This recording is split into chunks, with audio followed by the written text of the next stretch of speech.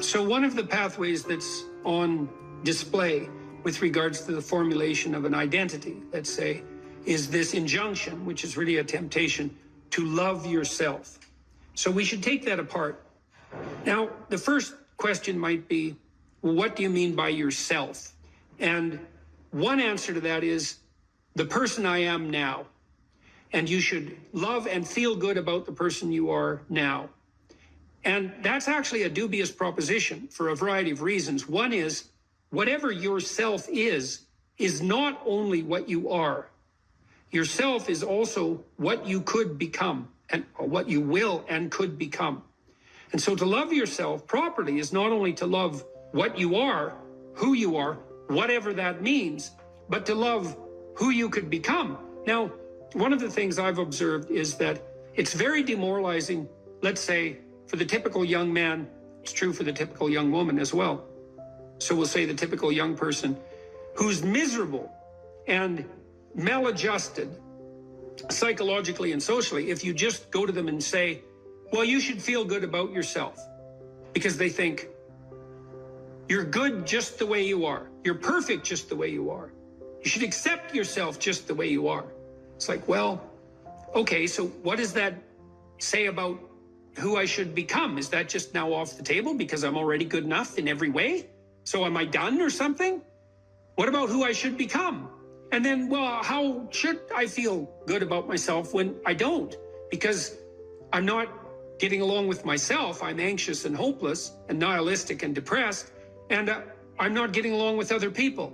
So how is it that that's all somehow something I should feel good about without being deluded? And these are complicated questions, because you don't want to beat yourself with a stick, which might be the opposite of that. So, well, feel bad about yourself. It's like, no, be judicious and merciful with yourself and think that you need to accept yourself in some way, the way a mother accepts a child. But the maternal spirit is not the only spirit that governs the love that a child requires properly. You have the paternal spirit of encouragement as well, which is, well, we need to shelter and protect you and to provide for your security the way you are, but you could be a lot better and should be, and I have faith that you could be, which is the love that I'm delivering to what you're becoming rather than what you are. And so love that you direct towards yourself is partly directed towards that maternal care that's sort of the minimum precondition for basic flourishing, combined with an attitude of encouragement towards the possibilities of your being. And so that's a much more sophisticated so-called self-love, partly because it's the kind of love that envisions you as something that unfolds across time. And it's a much richer conception, because it also implies that there's a responsible adventure to your life. Like you're not all you could be, and there's pain in that, and there's the necessity for a certain amount of judgment about that, and even a certain amount of exclusion, because what you are that is insufficient in some sense should not be allowed to propagate further. But if it's conjoined with encouragement, it's like, yeah, you're in a rough situation there, kiddo, but here's some things about you that are virtuous and good, and they're pretty powerful, actually. And if you just made those more manifest, you could dispense with a lot of this immaturity and misery, and you could expand yourself out into life physically and psychologically, and you could start walking this pathway that makes things better. And the thing is that as soon as you start walking the pathway that makes things better, then things immediately become better, because your whole orientation changes. And if you're in a bad place but you're escaping, that's pretty positive, even if it's a bad place. And you might think, well, it's still bad, but it's better. It's like, well, that's a lot better than a bad place that's getting worse. That's for sure, because that's hell. Hell is a bad place that's getting worse. That's for sure. And so if you take the bad place and it's getting better, well, it's already not hell. That's a start. And so this notion of love, we've confused this with the maternal instinct for an infant. It's like, because an infant under 6 months is like, well, of course, your attitude towards an infant is you're exactly okay the way you are, in the sense that there's nothing to do with an infant under 6 months in the most fundamental sense, except to provide them with total care. But that's not what you do to any child that's older than 6 months. You start laying down some criteria for becoming, for improvement.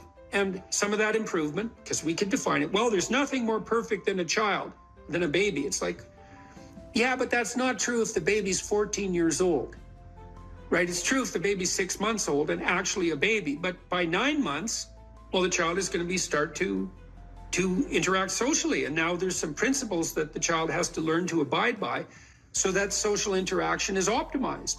And then you want to replace the infant with the toddler who has a certain domain of autonomy and responsibility and a certain capacity for social interaction. And you want to replace the toddler with the young child, with the preschooler, who now can negotiate a shared social space. And you want to replace the preschooler with the older child who's now capable of taking on as much domestic responsibility as is appropriate for that age. You want to take the infant who's entirely dependent and turn them into something that's autonomous and then socially integrated in a manner that's moving them towards individual responsibility. And the love is not only love that's devoted to what they are at any point, which is that encompassing maternal love, say, but the love that says, yeah, kid, you know, we're pretty happy you're around, but the new you is going to even be better. And that's encouragement. And that's part of love. It's half of love, that's for sure. And you want to direct that to yourself as well. It's like, you don't want to judge who you are so harshly that you just destroy yourself and everything is cast into the pit. You want to take a look at yourself and say, look, you know, you're a person among persons and you have intrinsic worth and you have your flaws, your sins, your domain of ignorance and inadequacy. But that doesn't mean that you're entirely worthless because of that. You have a base level value. That's intrinsic worth, let's say, that's reflective of the fact that you're made in the divine image in the most fundamental sense. You have intrinsic worth, and that's due a certain degree of baseline love.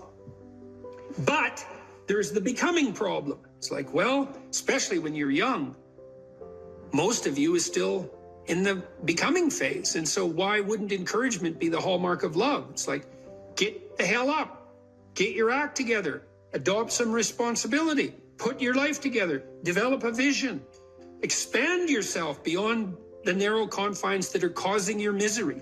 And we think you can do it. You could do it. You should do it. The world would be better off if you did it. You'd be doing better if you did it. Everything would work out better. Why would we not work to make everything work out better? And you're the person who could do it.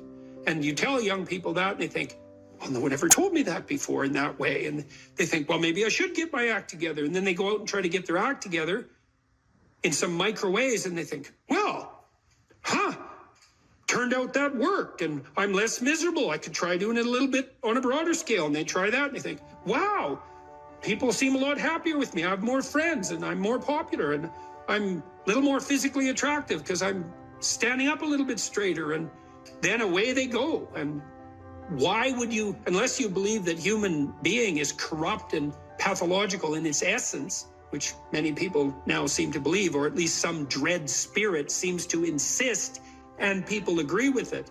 If you don't buy that, then you think, well, yeah, you unfold, man. Unfold all those manifold possibilities that lurk within and be a force for good in the world. And that'll be the adventure of your life. And I guess we could also add to that a bit of a disquisition on truth. So you should be oriented by love. And you could say, well, that's the desire to care for being and becoming, however it's manifest, to want that to turn out in the best possible manner. That could be your goal. I want things to turn out in the best possible manner. And you have to decide if that's true, because people are tempted to create little hells around them all the time. So don't be thinking that necessarily you want that, because it's not that easy to orient yourself so that that's all you want, because you're bitter and resentful and angry. And so all of that's going to interfere with that vision of love. And then you might say, well, now that you have that vision, what do you have as weapons to clear your path, let's say, or to set things in order as you move forward? And one of the answers to that is, we have truth. Well, why? Well, because you want to contend with the world the way it is, obviously. So truth is going to be useful in that endeavor. And then you might say, well, if I could get away with something by not telling the truth, why shouldn't I just lie? If I could get what I wanted and if I could avoid responsibility, why not lie? And the first answer is, well, what makes you so sure you want to avoid responsibility except narrowly in this moment, because it's not a good medium to long-term strategy and everyone knows it. And what makes you think that manipulating people in the short term so that you can gratify a whim is going to be a useful iterative strategy? It's like it's not. So you can dispense with that. And so what do you do when you tell the truth? Instead, is you predicate your actions on an axiom of faith, which is that nothing better can happen than that which happens if you live in truth. And that's a statement of deep religious faith, because the evidence for that can only be gathered as a consequence of manifesting the actions that are predicated upon that axiom of faith. You don't know till you lay it out. But you can say, well, I believe that the truth will set me free. And then you think, well, the truth will set me free. Who's me? Back to identity. Well, if you're lying, it's not you by definition, because if you're lying, you're attempting to implement a falsehood. You're attempting to falsify the world and yourself. That's what a lie is. And so if something happens that's good because you lied, it's not happening to you. It's a reward for the spirit of deceit that you allowed to inhabit you. And if you reward the spirit of deceit that you allowed to inhabit you, it will grow. And I would not recommend that. That's a very bad idea. In the contrary situation, you live and speak in truth, and then things happen. They're happening to you. That's your life, man. That's your adventure. And one of the things that's very interesting about the truth in that regard is that it provides a certain optimal unpredictability.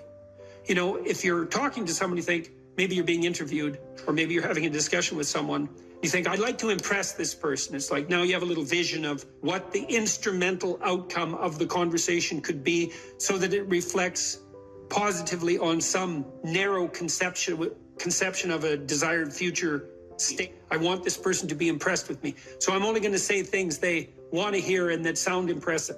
That's all lies. It's like, well, maybe you'll get that result, but it won't be what you want because it's predicated on a falsehood.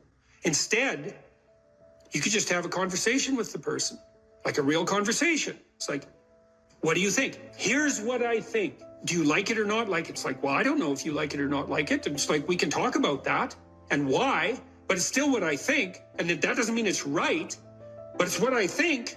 Well, then you lay that out, and then what happens to you is what happens to you. And then it's unpredictable, because imagine you're speaking deceitfully and instrumentally. You want something from someone. Okay, well then you're lying, so the you that receives is not you. It's the spirit of deceit. And it's also, you're instrumental because you think that that narrow vision is optimal, even though it requires deceit. You can just throw that away and you can say, well, I'm going to say what I think, carefully and judiciously, feeling out the words, and then I'm going to accept whatever happens, no matter how unpredictable. And then what you'll find is that's where you have adventure. Because you might ask too, well, what do you have to offset against the catastrophe of life? Responsibility, friendship, place, job, career, education, all of that. Adventure. Adventure. Is the adventure worth it? Well, if you tell the truth, you will have the adventure of your life. That's what will happen.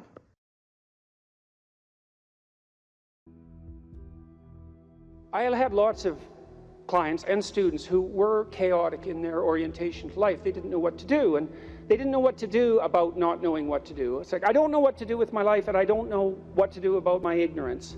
And my reaction to that, in some sense, wasn't exactly the reaction of a clinician, because not a typical clinician, because typical clinicians are liberal Protestant in their fundamental orientation, and they tend to think of psychological development as something like self-actualization, right? It's really a self-development process. But that wasn't my observation, partly influenced by the developmental psychologist Jean Piaget. I had a more communitarian view of human development than that, and my observation was that most people find the cardinal meanings in their life not as a consequence of the development of their self, whatever that is, but in service to other people, in the adoption of responsibility. You know, because you're told, be responsible, and it's a finger-wagging thing again, you know, that if you were a good person, you be responsible, you do your duty. But no one ever says, well, because that's where you find the abiding meaning in your life, and you need that meaning to sustain you through suffering. And that's definitely the case. You know, I was very ill for a number of years, and a lot of what got me through that wasn't my own special nature, let's say, but the support of my family and the support of my friends and the support of the broader community made a huge difference, not only psychologically, because I knew people were supporting me, but also practically. You build yourself a community, you sacrifice yourself in the service of other people, not so much because you should, although you should, but because that is where meaning is to be found, and you need a deep meaning to sustain you through tragedy. That's the arc. And you find that deep meaning, and you know, there's a notion that it's better to give to receive than to receive, and it sounds like a Hallmark greeting card in some sense, and people are cynical about that too. Well, yeah, you say that because you should be good and think that, but if you watch yourself, you'll see that it's true, because one of the things that's been really pronounced element in my life is that, you know, people thank me from time to time for things that I've done or said, and there isn't a better experience than that, you know, that you've put something out that's actually a manifestation of what you truly believe, and the consequence of that is part of the redemptive process for someone else. There is nothing that's better than that. Zero, nothing. In fact, I don't think there's anything that's even in the same conceptual universe of that in terms of its intrinsically rewarding properties. There's nothing better than to have people, perhaps particularly people you've never met, tell you that what you have been doing has had a salutary effect on their lives. And so that's a hell of a fine thing to aim for. And why not aim for it, you know? Because you could do it. If you put, I wouldn't even say necessarily that you put other people first, because I think that's a mistake, but I do think it's the case that you treat other people in the manner that you would wish to be treated if you were treating yourself properly. And that's also a sophisticated thing, right? To learn to treat yourself properly. Because that doesn't mean you get to fulfill every momentary whim, because that's what you do when you're 2, and 2-year-olds can't live without their parents. You know, you have to be wise enough to govern your current behavior in light of the future. And that's really what it means to be an adult. It's what it means to forestall gratification and to attain the responsibility of an adult. And the reason that you should do that, because you should, is because it's actually better, you know, in all ways. It's a panacea for suffering to adopt that responsibility. So I would tell my clients and students as well, it's like, well, let's just take a look at where other people find meaning, you know, and we'll see how your life matches with that. Do you have an intimate relationship? Yes or no? The right answer is yes. Now, maybe not for you, and maybe you don't right now, and maybe you have your reasons not to because you're a singular person in that regard, but probably not. Because that's like a third of life. And so if you don't have that, that might be one of the reasons you're not doing so well. And the fact that you don't have it might be an indication that you're not oriented in the proper direction. Oh, I can give you an example of that. I had many people question me when I was just on tour. This is a question that came up quite rapidly, often in the Q&A sessions. How do I find the right person when I'm dating? How do I find the person who's right for me when I'm dating?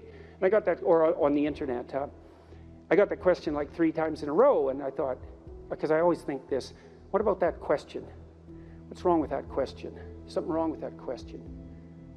How about, how do I conduct myself so that I am the best possible partner? Now that's a whole different, right? That's a whole different conceptual universe, and virtually no one ever asked that question. And I would say, well, if you want an answer to the first question, which is how do I find the person who's right for me, you actually start by asking the second question, which is what can I bring to the table for someone else? And if you're really good at bringing something to the table for someone else, hey man, people might be lining up to be your partner. And if they're not, then you might think, well, maybe I'm just not bringing the right thing to the table. And that's worth thinking, especially if you're desperate, you're lost, and you're alone. It's like, maybe I got this wrong. And I usually sort of top that with the suggestion that even if you did find the person who was perfect for you, and they're that perfect, what makes you think they wouldn't take one look at you and run screaming away? And they likely would if they were that perfect, because, really, are you that much of a catch?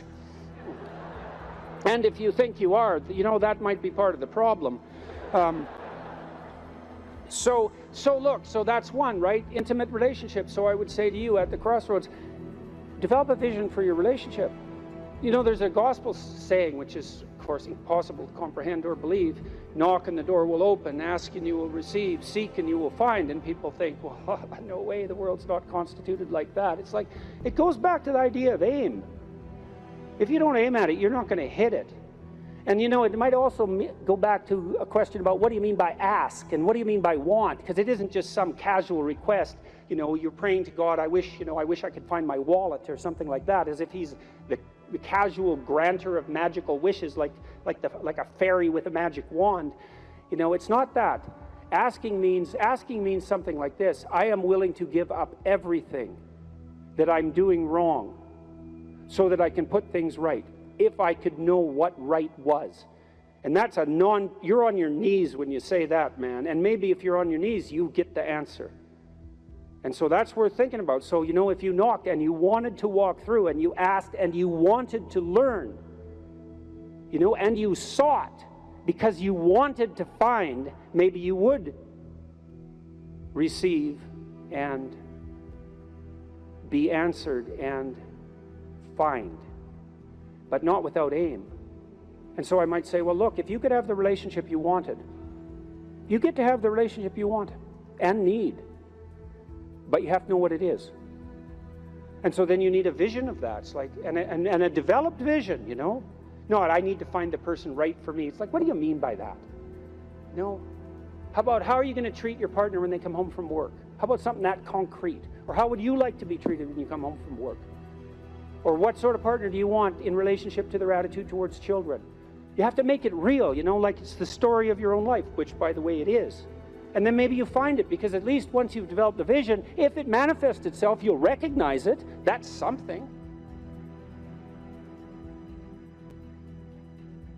Why don't you set your family right? No, you need siblings. Maybe you don't have them. Set your relationship with your parents right. Fix your relationship with your father, with your mother, with your siblings.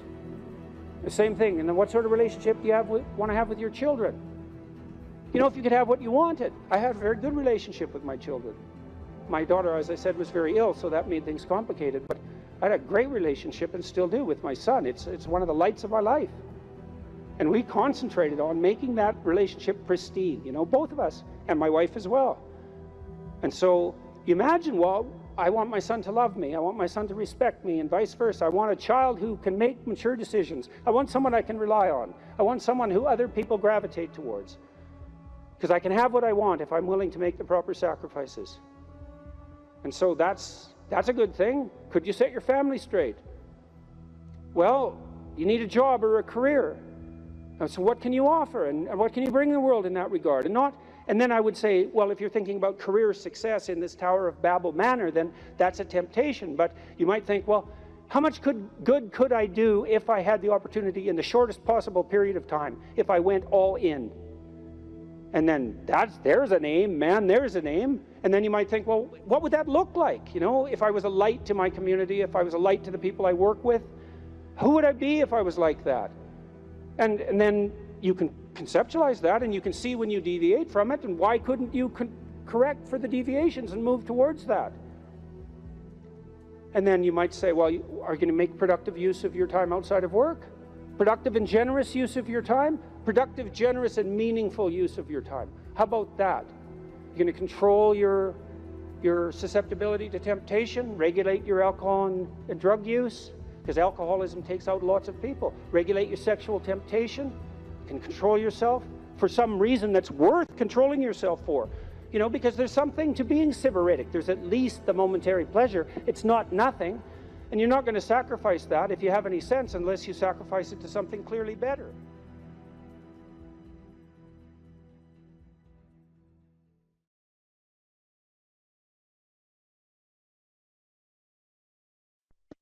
So now you're moving towards the promised land, let's say. So that's inspiring, and that produces positive emotion, because you experience positive emotion when you see yourself moving towards a valued goal. No valued goal, no positive emotion. That's how your systems are set up psychophysiologically. On the negative front, well, maybe anger and bitterness and fear stop you. Okay, so what do you do with them? take good stock of your sinful nature, let's say. You know what temptations you're prone to and what knock you off the beaten track, and maybe you feel guilty about it. You know where your weaknesses are, and you probably have some idea of just what kind of hell you could inhabit if you let those weaknesses get the upper hand. So why don't you just write about that for 15 minutes? So let's say this isn't what you could have in 5 years. It's the pit you could dig for yourself if you decided to, you know, just sit there or dig. Everyone has a sense of that, you know, for some people. My temptation probably would have been alcohol. It calmed me in social situations. It made me feel a closer kinship to people, and it was a pretty good stimulant. And so it was a really good drug for me, and I enjoyed it quite a lot, too much. But I learned that I had better things to do. I wouldn't have stopped without better things to do. And that's And what did you mean by better things to do? Well, I was writing my book, Maps of Meaning, when I was still carousing as a graduate student. I'd started to put my life together by that point quite a bit, but I was still a party animal and very social. And but I found that I couldn't think hungover. And not only that, I couldn't handle the emotional tension of what I was dealing with intellectually. It was too, because you know, if you're hungover, your emotions are more sensitive, especially your anxiety. And the work I was doing was way too demanding emotionally because I was dealing with historical atrocity, and the motivations for that was just too damn dark, you know, to be dealing with hungover. Plus, once I had written a fair bit and was editing, once you've edited your work to a substantial degree, you have to use finer and finer gradations of judgment to continue to improve it. And if you're fuzzy-minded at all, if you've impaired your judgment, when you edit, you can make it worse, not better. And then I also realized that the only times I really regretted my actions was when I was drinking, because it disinhibits you, and that's fun. That can be really fun. But I'd wake up the next day and think, yeah, I was a little too provocative. I was a little too aggressive. I was a little too mean-spirited in my wit, a little too egotistical, or maybe more than a little on all of those fronts. A little careless in my choice of partner,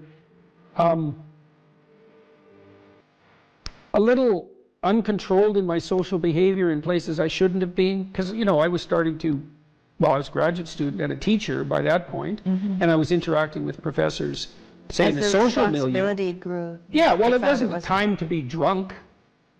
That just wasn't good. That worked in northern Alberta to some degree in some subcultures, but in those situations, it just made me look like a fool. Well, it made me into a fool, not just look like one. And then when you and I got married, I didn't, and we were going to have kids. I thought, well, I'm not drinking until I have kids. Yeah, I wanted children. Yeah, and you know, you want to grow up at that point. And besides, I was ready to dispense with all of that by then. In any case, so you can imagine the hell you could inhabit. And then the advantage to that is, see, people are often afraid of moving forward, and no wonder. But you should be way more afraid of not moving forward. And so if you get that hell behind you, it's like, well, do I want to go there? Well, I don't have the effort or the energy. I'm not even sure that it's the right thing. It's like, well, do I want to go back there? It's like, no, definitely not that. And if you don't feel that, if you don't feel that hell, then you're not nearly as motivated as you could be. Because if you have any sense of just exactly how bloody dismal and dark things could get, then, and that's right there for you. And that was one thing that... I thought it was helpful. I thought it was helpful when I did the future authoring to think about where I would go if I went to the wrong place. Why? Well, it's just good to know how you will fall apart. Yeah, well, and then it's you possible. Well, and you can also ask yourself, and studying historical atrocity also helped me with that. It's like, well, do you want to be a, what would you call a sadist? You're bitter and resentful. You want to hurt other people? Is that where you want to end up? You want to lie and deceive? Because that's where you end up if you lie and deceive.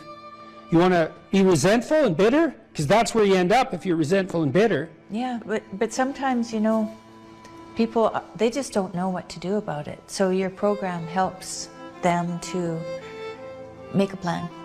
Yeah, well, and the plan is really look, we're visionaries, man. Human beings are visionaries.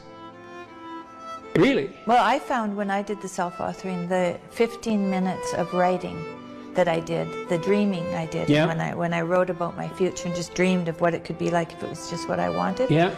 And then outlined the goals, because you outline goals after that Yeah, in the yeah. future authoring. Those things that I had identified appeared in my life. Those, Yeah, well, and that was quite shocking to well, me. the thing is, you look at the world through a goal-directed framework, and so when you switch your goals, what appears to you in the world switches. It's mystical in a sense, but in another sense, it's just understandable. It's like, well, if I look that way, I see the TV and the couch, and if I look this way, I see you in the chair. Well, that's not that mysterious, but what I've done is I've changed the reality that manifests itself to me just by changing the direction of my orientation. Well, we do that metaphysically as well.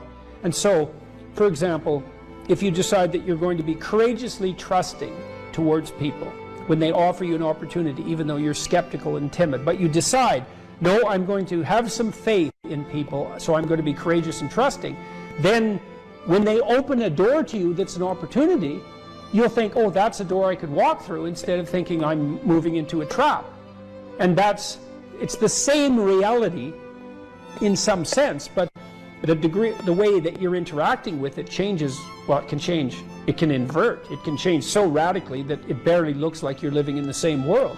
There are a lot of potential interpretations that you can validly lay on the world, and some of them are extremely positive, and they still work. And wouldn't that be lovely if you could lay an incredibly positive vision on the world in a calculating and strategic manner, not an instrumental manner, right? Because you're aiming at something genuinely good, and that would work. And that is how the world works. One of the things I loved about my clinical practice, I loved this. It was so good, and I miss it. We were always working. The best parts of me and my client were working together to make everything about their lives better. And it worked. You know, like I had lots of female clients who tripled their income in 4 years. They didn't even think that was possible. It's like, well, I don't make enough money, I'm barely making ends meet, single mothers, I have no idea what to do, I don't like my job. It's like, well, let's make a plan here. You know, what do you want? Well, I'd like to make this much money. Why don't we double that? And just, because you're going to aim at something. Some people do make more money than that, so maybe it could be you. Well, is that even possible? It's not even possible. It's like, well, let's just assume that maybe it's possible and see what you'd have to do. Well, you got to get your CV together. Well, it's full of holes. Okay, well, let's fix the holes. Okay, now you got to get a plan. Well, I'm not very good at interviews. Okay, let's practice interviewing till you're not just good at it, you're looking forward to it. You know, I had clients who were in such dire situations that all I could do was really help buffer them against that. But they were a minority. I wouldn't say more than 5% of my practice fell into that category. Everyone else, it was like just rapid improvement on all fronts, you know. And that's such fun. And there isn't anything more practical. This is the thing, too. There is nothing more practical than developing a vision. It's not some pie-in-the-sky exercise. Without a vision, you're chaotic and fragmented and hopeless and disappointed, and someone can stop you just by putting up a single obstacle. You're a house divided amongst itself. You have no forward movement. You're not enthusiastic, and that's to be filled with the Spirit of God, by the way. And your life is a sequence of disappointments and frustrations and tragedies, and you're a leaf blowing in the wind. And that is not what you're called to be. That's not what you're called to be. You're called to be a visionary constructor of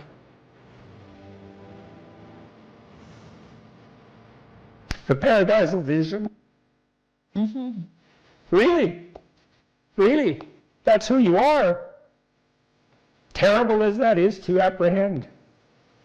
And so, Well, what do we have to lose? we already will lose everything we have to lose. Yeah. Right? We're all in this game, man. So there's, whether you want it to be this way or not, you are betting everything on your life.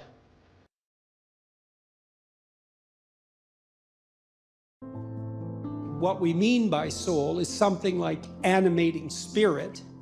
And you might say, well, what's a spirit? And well, that's actually rather easy to answer. So when a child of 4 is playing house, let's say when a child of 4 is playing house, she acts out the role of the mother. But acting out, that's a strange thing, right? Because she doesn't literally duplicate in her actions or her perceptions in the game what she observed her mother literally doing. So for example, she didn't go into her mother's bedroom when her mother awoke and watched her turn her head in a particular way to awaken and count the number of blinks so that she could mimic that in her play. And you think that's absurd, but it's not absurd if it's just mimicry.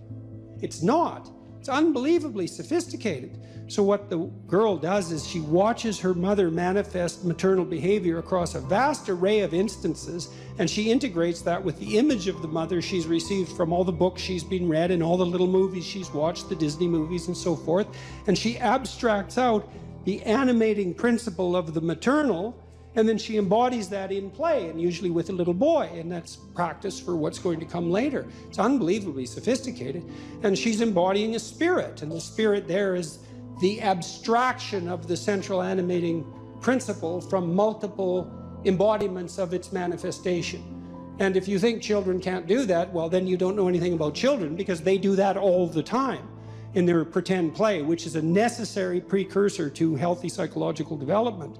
And so part of what we refer to as the soul is the presence of that spirit, or maybe even the capacity of embodying such spirits. And it's very difficult to know how deep that goes.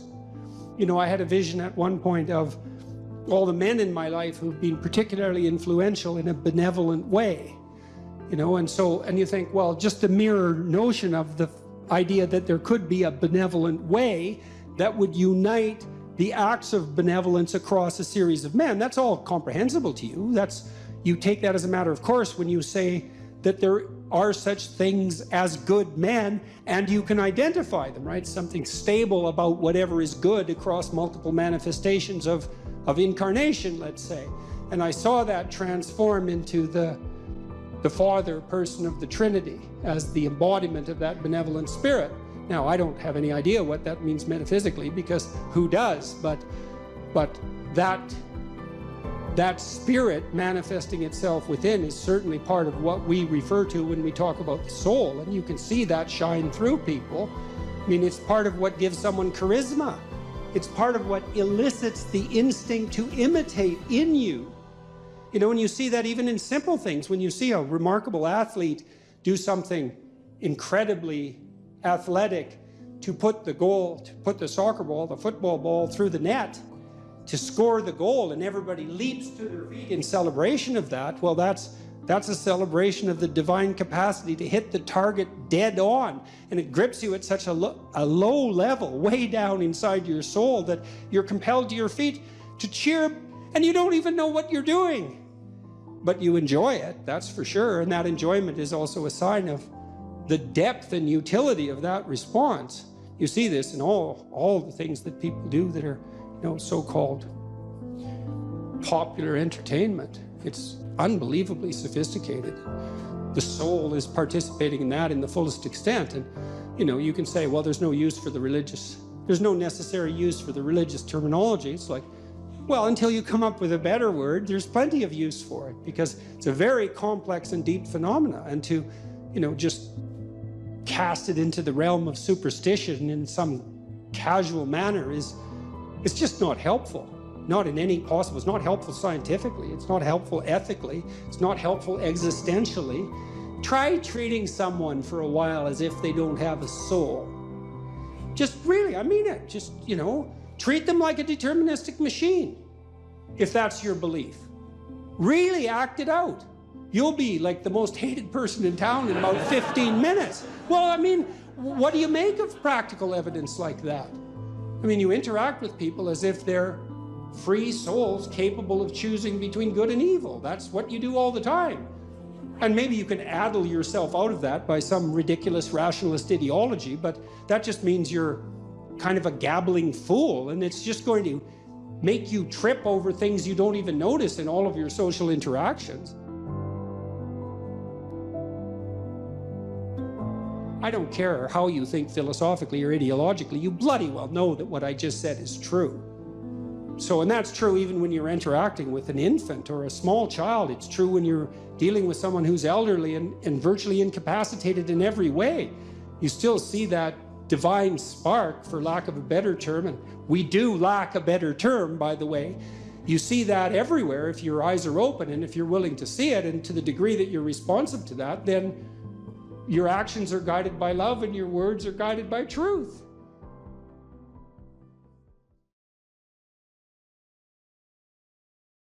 The route to optimal, the route to quality of life and productivity has been laid out by other people. We kind of know what the parameters are.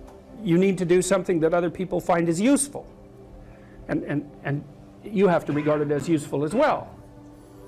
Or at least you have to be entertaining. There has to be something about you of value to other people that you have to pursue with a fair bit of diligence. So you have to play a productive social role. Probably need friends. Probably need an intimate relationship. And if it could be medium to long-term intimate relationship, perhaps all the better. That's what most societies hold up as ideal. You could assume, well, there's probably a reason for that. I think one of the reasons is that your life gets fragmented otherwise, badly fragmented, you know, because every time you have a long-term relationship and it fragments, it's like your identity is blown into pieces. You get fragmented across time. It's not good. It breaks you into pieces, and you don't necessarily recover that well. It makes everything much more impermanent and unreliable, all of those things. So it introduces a tremendous amount of uncertainty into your life, and it also means that you don't have anyone around that you can really trust, and that's bad. Because if you have someone around you can really trust, then you have two brains instead of one, and like you probably need two brains to manage your way through life. It's pretty complicated.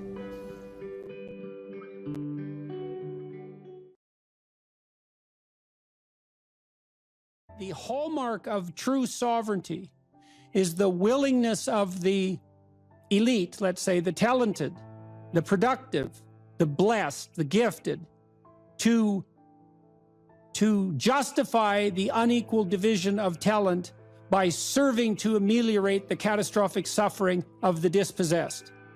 Now, Nietzsche warned about that, right? He thought that Christianity would devolve in some sense into the woke nightmare that it has devolved into. But I think he failed to give the devil his entire due. And the notion that the highest is the highest because it voluntarily serves the lowest, that's a deadly idea. And I don't think it's an ideological idea at all. I think it's an idea that removes the paradox of human existence. And so there's that, but then there's another insistence in both Judaism and Christianity, and I'm not saying it's limited to those doctrines, by the way, that the way to deal with suffering is not to avoid it or to circumvent it with a shallow hedonism, but to face it intensely, head-on, and voluntarily in its full manifestation. And so one of the things I've realized about the Passion story, which Jung regarded as an archetypal tragedy, and in some sense a limit case, right? A story so tragic that you cannot write a more tragic story. Right. Is that it drags the observer, and so that's all of us in Christendom, through the entire catastrophe of human existence, right? So it confronts you with the mob that's after you, that you are also part of. It confronts you with moral relativism in the shape of Pontius Pilate. It confronts you with the oppression of the totalitarian state of foreigners, let's say, in the guise of Rome. It confronts you with the betrayal of your best friend. It confronts you with the willingness of the crowd to punish the virtuous and free the criminal. And that's the story of Barabbas and Christ. And Pajot told me the other day, Jonathan Pajot, that an alternative name for Barabbas was Jesus. And that what the crowd did was pick the political revolutionary over the spiritual leader. And that's perfect. And then it confronts you with the reality that we all face our own mortality, and too early. And the fact that sometimes the innocent and virtuous are punished. And so and then of course there's the horrible, tragic, torturous death, all of that. And that's all signified by the image of the crucifix. And what what we're doing to ourselves, even though we don't know it, I'm speaking mostly psychologically, although somewhat theologically, is that we're exposing ourselves to the ultimate catastrophe of human existence, while simultaneously manifesting the faith that if we face that unflinchingly, that will resurrect us instead of killing us. That's quite powerful. It's something, man. It's something. It's something I've been puzzling out for, well, a long time, but particularly for the last 6 months. I'm going to write about that in my new book. And when I talk to my audiences about that, you know, and I would especially say this has an impact, again, on demoralized young men, and say, look, we don't know the limits to the expansion of your personality if you're willing to face things without deception. And that's a variant of that radical honesty we were already talking about. Don't live by lies. Well, life is rife with injustice, atrocity, and suffering. And so what do you do with that? Do you avoid it? There's good physiological evidence, by the way, that if you take two groups of people and you subject one group to a stressor involuntarily, and you get the other group to take on the stressor voluntarily, that the pattern of psychophysiological response is entirely different. It's entirely different emotionally, motivationally, and in terms of the damage it does. And so the involuntary imposition of a threat is stressful and damaging, but the voluntary acceptance of a threat is invigorating and revivifying. Now, it would be nice if we could be optimistic, and I think, again, the problem with being optimistic is that it's naive. So then the question is there an optimism that's not naive? And I think there is. And the optimism that's not naive is in just a visualization of how strong people can be. So one of the things that I tell people, I've told my students in my class, in Maps of Meaning, here's a goal. You want to be the person at the funeral of your father that everyone can rely on. How would that be? You want to be the person who's broken and useless and adding to the misery in the corner. And look, I'm not making light of people's grief. You know, I understand grief. But who do you want to be when there's a crisis? Right? Do you want to be the person that everyone can turn to for strength? It's like, why the hell not? Why not that as a goal? That'd be a good goal, because then if there's a crisis, and there will be, it won't be such a bloody crisis, because there'll be someone there that can deal with it. You know, so when I went and talked to these people at the funeral home, I envisioned that. I thought, okay, well, this is something you have to contend with if you're going to be alive and adult. You have to contend with death and suffering, and you have to be ready for it. And you have to be there for the person, because that's all they're going to have. And so there's a goal, man. And in this time of nihilism, you know, it's what's the point of life? People ask, and they're taught that at universities. What's the point of life? Everything's interpretation. Humanity's a cancer on the planet. You know? Well, how about no? How about not that? How about that there's something to us?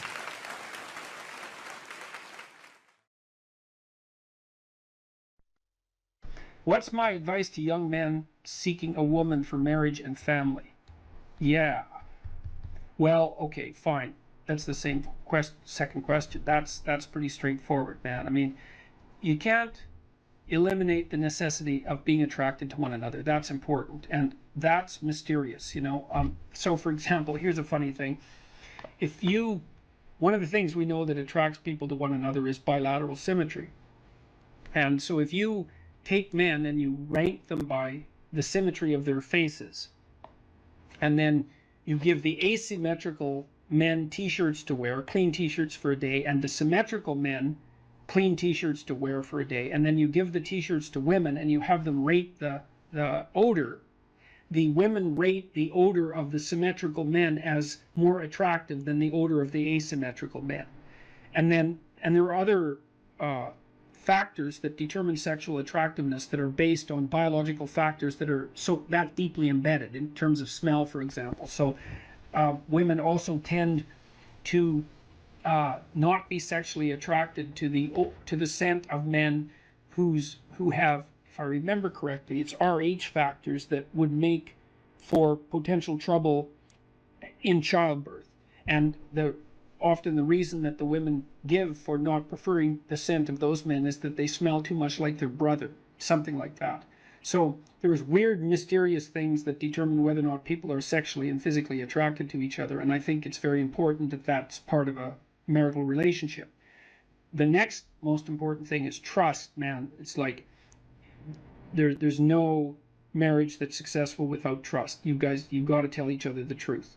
And one of the reasons that Jung believed that marriage and an oath and Carl Jung as a bond was necessary. It's really wise. It's like, telling the truth to someone is no simple thing, because there's a bunch of things about all of us that are terrible and weak and reprehensible and shameful and all of those things, and they kind of have to be brought out into the open and dealt with. And you're not going to tell the truth about yourself to someone who can run away screaming when you reveal who you are. And so the marriage bond is something like, okay, here's the deal. I'm going to handcuff myself to you, and you're going to handcuff yourself to me. And then we're going to tell each other the truth, and neither of us are going to get to run away. And so once we know the truth, then we're either going to live together in mutual torment, or we're going to try to deal with that truth and straighten ourselves out jointly. And that's going to make us more powerful and more resilient and deeper and wiser as we progress together through life. And I think that's absolutely brilliant, because if you leave a back door open, man, you're going to use it, that's for sure. And the oath is there. And this was Jung's commentary on the spiritualization of the human pair bond by Christian marriage, for example, which emphasized the what would you call it, the subordination of both members of the marital union to a higher order personality that was embodied in the figure of the Logos. So the idea is that in the Christian marriage, for example, the man isn't the boss and the woman isn't the boss. The boss is the mutual personality composed by the seeking of truth in both of them, and that's conceptualized as their joint subjugation to the Logos. And that is absolutely dead on, man. It's like the ruler of your marital life should be your vow to tell each other the truth. Like in hard times during your life, when you've done something stupid and idiotic that might take you down, and you don't have anybody that you can turn to, if you have a partner that you can trust, you can go say, hey, I made a big financial mistake, man, and it's really torturing me, and I feel like a complete idiot, and it's really dangerous. And the person there is going to help you figure out what to do about it. And they're going to know that when they make a stupid mistake, and they're bloody well going to, that they can come and talk to you, and that you guys are going to work your way through it. And that's a big deal. And there's a couple of things our culture gets really wrong. And one is it devalues marriage. That's really a very bad idea, because marriage is like a third of your life, and maybe more. And kids are a third of your life. And your life outside of marriage and kids is a third of your life, approximately speaking. And to miss any of that is a massive, massive mistake. Now, having said that, I will also say that for some people, missing one or more of those is necessary because they have a reason. Maybe they're brilliantly creative artists and they need to devote themselves entirely to their career, or they're outstanding in some way, and so they can justify the sacrifice of one part of that triad of being to another part. But generally speaking, it's a very dangerous thing, and it shouldn't be done. And also, kids get an absolutely terrible rap, because kids are delightful if they're well behaved. One of the chapters in my new book is called "Don't Let Your Children Do Anything That Makes You Dislike Them." And you can do that, especially if you discuss it thoroughly with your spouse, the person that's helping you discipline the kids. And children are the best company, because they're really enthusiastic about everything. They love doing new things. They really love you, so they're happy that you're around. All you have to do is make sure they're not too hot and they're not too cold, and they've had something to eat and they're not too tired, and you don't expect them to stay engaged in something for longer than they can manage. Because we used to take our kids when they were little out to restaurants, for example, and they could sit there no problem and behave really nicely when they were 2 and 3, but they couldn't do it for more than about 45 minutes. You can't push your luck. But I also noticed with little kids is that they got antsy and unreasonable about 5 to 10 minutes before the adults did too. It's just the adults were too stupid to notice. The kids would notice right away. So back to marriage. Well, you look for someone that you're attracted to, that you love, and then you look for someone that you can bloody well trust. And then you tell them the truth.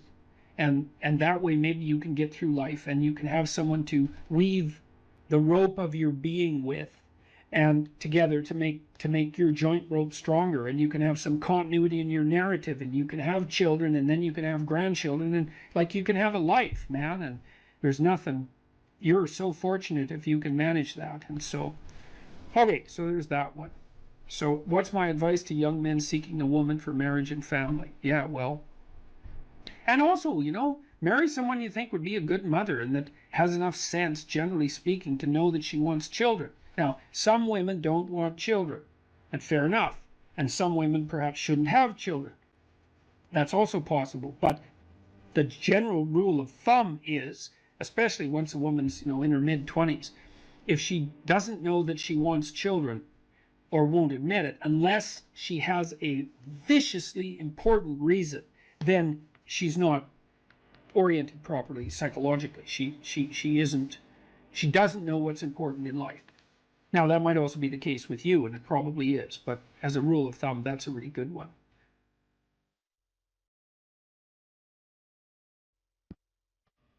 I got together with the woman who was going to become my wife, Tammy. I mean, I've known her since we were 8, and she was a friend of mine when I was a kid, and so we've known each other forever, but we got together seriously when we were in our late 20s, and she was really ready to have a family, like now. And I didn't have a permanent job at that point, although my prospects were good, which was part of the reason she married me. But she wanted to start. And I thought, okay, so I didn't really want to do that. And I thought, okay, what's your problem, Jordan? What is it that you're worried about? And I thought, well, there's an economic issue. That's not really serious. I'll get a job and she'll come along wherever I go if I have that job. So that's not an issue. It's like, so what then? Well, babies. What the hell do I know about babies? Nothing. I can't take care of a baby. I don't know how to do that. So I said to her, well, the reason I seem to be objecting is because I'm kind of doubtful about the infant stage. Like toddlers, I know what to do with them. I can play with kids. But when they're under a year, they're like a foreign object to me in many ways. I don't know what to do. And so that worries me. And so I'll tell you what, if you'll take primary care for the infant, I'll take care of you and the infant. And how would that be? And I think that's the right role. I really do believe that. And you might think, well, that's sexist. It's like, well, no, not necessarily. How are you so sure that that first year as a mother isn't one of the great parts of the fundamental adventure of being female? Like, so don't give me any crap about that being sexist. That's just, I don't think so. You know, and so what I would do is watch my wife, and if she got tired, spell her off. And I did what I could to take care of the infant, but I knew that, you know, she would take care of that while I stumbled around trying to learn how. And she did that. And that worked fine. And then, you know, as the kids got older, I took more and more responsibility for them. And when my daughter was about 2.5, I think that's right, 1.5, we had our second child. And then I took care of Michaela, the older child, quite a lot after that, because Tammy, of course, was busy, especially that first year with the infant, with Julian. But that worked well. That was a good division of labor as far as I was concerned. And also my wife was very happy about that because she loved to take care of infants. And that's characteristic of a lot of women, you know, and even those that don't admit it. And it's too bad they don't admit it because what, there's something wrong with that?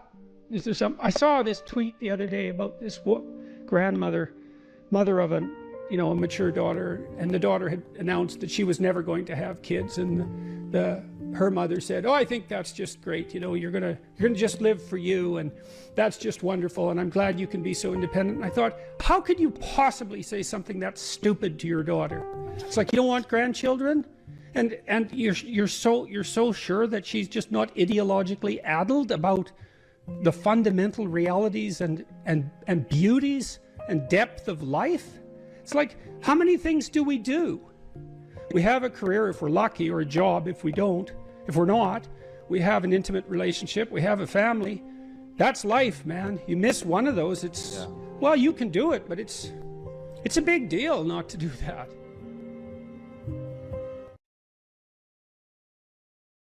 It's funny that philosopher Kierkegaard, you don't usually hear a joke that starts like that, by the way. He wrote 150 years ago, and he was one of the first people who really wrote about anxiety. He was one of the first psychological philosophers, and he regarded himself as rather useless, all things considered.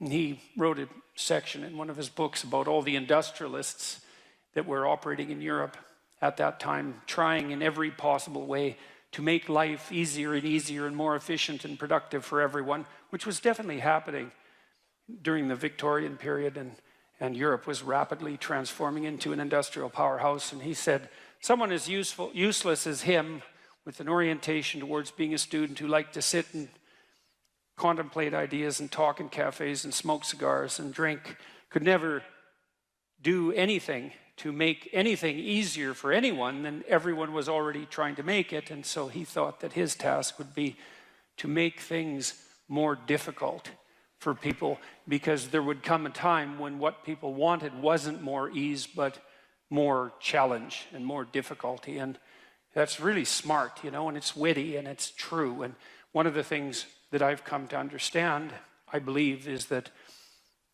and Dostoevsky knew this too. He wrote about this in Notes from Underground. It's a great book, very short book, brilliant, absolutely brilliant, compelling, dark read. It's the confession of a miserable, resentful, like murderously genocidal bureaucrat who evaluates his own soul, I suppose, and confesses his sins. And it's also a critique of the idea of utopia oriented towards security. And Dostoevsky, who was dealing with the set of ideas that are really tearing us apart culturally right now, this idea of a eventual utopia based on something like security and safety. Dostoevsky really objected to that back in, this is like 1860, a long time ago. He said, you know, the thing about people that you don't really understand is that, he said, fundamentally we're ungrateful and we can curse. That's what distinguished us from the animals, which I thought is pretty damn comical. But he said something very interesting, you know. He said, if you set up a utopia so that all people had to do was eat cakes and busy themselves with the continuation of the species, that, yeah, right, Russian humor, you know, that after a surfeit of that, after enough of that, which would happen quite quickly, people would just go mad just to break things, just so something unexpected and remarkable could happen, and that we're not built for security and safety, but for something, well, let's call it adventure, something like adventure. That's a good thing to know, you know, because you don't want to suffer unduly. That seems reasonable. And you might think, because of that, that really what you want is happiness. But then Solzhenitsyn, for example, he wrote about what happened in the Gulag Archipelago under Stalin and said, you know, if your goal is happiness, what are you going to do when the jackboots hammer down your door at 2 in the morning and haul you off to the prison camp, because you're not going to be happy there. And so, you know, happiness is a boat that's easily capsized and the waves are always there. And so if your philosophy is one of, say, impulsive happiness, same sort of thing Dostoevsky was pointing at, and Kierkegaard, then you're not prepared when all hell breaks loose. And all hell, it will absolutely 100% break through at some point in your life. And you're lucky if it won't be decades, you know, it'll certainly be some of it, and it might be a lot of it. And for some of you, it's going to be damn near the whole thing. And so if what floats your boat is happiness, you're going to be capsized by the first decent wave. And so then you might ask yourself, you know, what do you have instead of happiness that might be even more reliable? And I do think that adventure is more reliable than happiness. And in the Old Testament story of Abraham, founder of the Abrahamic faiths, and obviously what would you call it, a crucial figure in the development of world culture, Abraham is presented as a late bloomer, to say the least. He's like 83. People lived longer back then, at least so the story goes. And he had a very rich father by nomadic standards, and he could just sit around in the tent all day and you know, a doting mother and a rich father. He could just sit around in the tent all day and eat peeled grapes and busy himself with the continuation of the species. And but you know, God appears to him and says, get away, get out of your security, get out of your comfort, leave your family, leave your community, leave your nation, go out into the world. And it's very interesting. It's a very interesting story. It's very interesting to contemplate it from both a psychological and a religious perspective, because what God is presented as in that book, which is a crucial book for as I said, for world culture, is God is presented as the manifestation of the Spirit that calls even the too secure and pampered to adventure. And then Abraham has a pretty rough time when he goes out and has his adventure. It's not all, you know, Skittles and roses from then on in. Quite the contrary. And he runs right away into like a conspiracy of elites to steal his wife. He runs into tyranny, runs into starvation. He encounters war. It's like he goes out in the world and he has the whole tragedy of his life, both on the social and political front and individually, you know. But the promise is the promise of adventure, and the implication is that if you have a sufficient adventure, then that cannot so much protect you from suffering, because perhaps that is impossible, but to justify it. And because you kind of know this in your own life. When you look at your life, you might look back on travails that you've undertaken, you know, and they've done end-of-life surveys with people and asked them what they regret. And, you know, people don't regret what they did that didn't work. They regret what they didn't do that could have worked. You know, they regret the chances they didn't take. And, you know, even if you do an evaluation of your biography, one of the things that you want to be able to say to yourself is something like, maybe there's nothing better you can say to yourself than this. You can think about this for yourself and see if it's true. That was extraordinarily difficult, but it was worth it. And, you know, it's not like you can have one of those without the other, because you can't imagine that you could have some confidence in what you've managed to accomplish, right? The kind of confidence that would instill you with a certain genuine sense of self-regard despite your fundamental inadequacy. To have that fundamental sense of self-regard that's grounded in something real, it has to be based in a narrative that approximates that was extremely difficult, but it was worth it. You have to have both of those. And so that's interesting, because one of the questions we always ask ourselves, this is the theodicy question, technically. You see the suffering in the world, you see the suffering of children, you see maybe your own children or your suffering, and you wonder, well, how can reality be constituted so that I can have faith in its essence when there is so much suffering? And one answer to that is something like, well, how much suffering do you want? And you might think, none. It's like, yeah, I don't think so. I don't think that's right. You want something approximating optimized challenge. So you could say, at least you want to be pushed to your limit. And maybe you find the most exciting times in your life. In fact, you'll pay for this. You'll pay to have this experience, to be pushed to your limit. Not beyond it, or maybe even a bit beyond it, you know. And maybe not so far beyond it that you crumble and break and things fall apart. But, you know, could you be pushed to your limit optimally if there wasn't the possibility of falling apart and breaking? Like, that's an open question. How are you ever going to take something seriously if the consequences aren't actually serious? You know, and there's something delightful about dancing on the edge. That's why Hawaiians believed that surfing was sacred, you know, and it's because to surf you have to be on the edge, right? And the waves can come and take you out at any moment, but without the possibility of the waves rising to take you out, then you can't dance on the edge, and maybe that's exactly what you want to do, you know. And there's good evidence from the neuroscience literature that consciousness itself is something akin to dancing on the edge. So technically, when you're conscious, when you're awake, your brain is occupying a position between something. It's a position that's something like between chaos and order. And if your brain's maximally ordered, well, you're just bored, nothing is changing. And if you're chaotic, then it's anxiety and catastrophe. But you want to be positioned right between those two, and that's when your consciousness is optimized, you know. And when your consciousness is optimized, then you're deeply engaged in life and everything seems alive and meaningful, and maybe that's the solution in some profound sense to the problem of suffering. It's that you optimize your interaction with chaos rather than being protected all the time from everything that could hurt you. And you kind of know this too if you have kids, because you don't want to keep your kids in an infantile state, and because when they're infants, pretty much what you do with them, say they're 6 months and younger, is you just keep them secure and safe, right? You just provide everything that you can for them. You have to do that because, well, what are they going to do?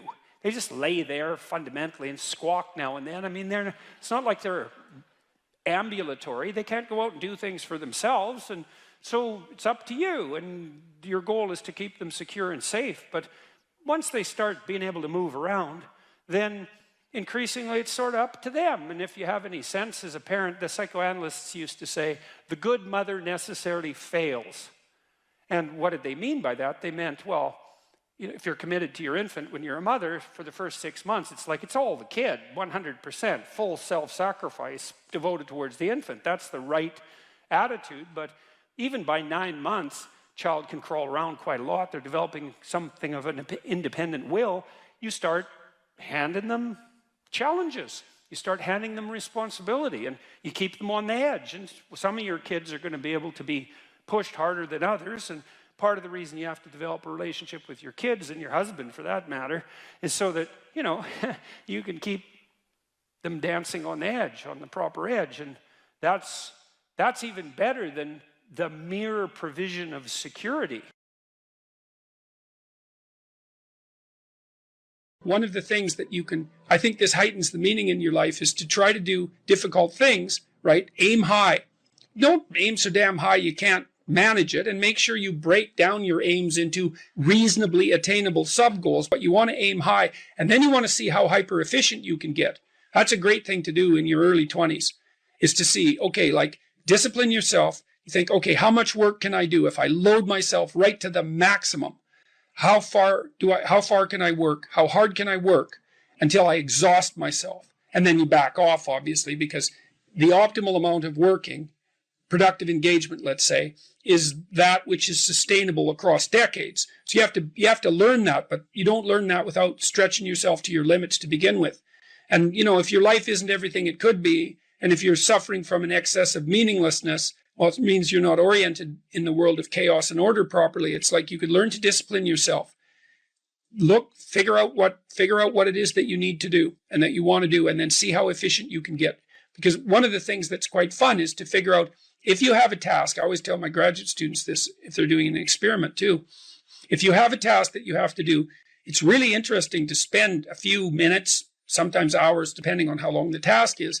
See if you can figure out how to do it from 5 to 10 times faster. It means you'll have to rearrange the way you think about it, but you can often do it. And that's how extremely productive people get so hyper efficient. So as men move into their careers, how might responsibility and purpose be conceptualized? Well, look, so I always start from the fundamental observation that life is characterized by a fair bit of suffering. There's a tragic element to life. Tragedy tainted by malevolence. And what that poses a problem, and the problem is, well, what can sustain you through suffering and tragedy, betrayal and illness, death, loss, disappointment, frustration, confusion. And it's not hedonism. It's not happiness, not if you conceptualize happiness in this narrowly pleasure-seeking hedonic way. First of all, that doesn't iterate very well. You know, you can drink 26 of vodka one night, and that might be a pretty fun night, but you know the next 2 or 3 days are not going to be so pleasant, and you'll probably do at least 5 things that you seriously regret, assuming you can remember what they are. So it's not a great strategy, and everyone knows that you know, that casual, impulsive pleasure-seeking is not,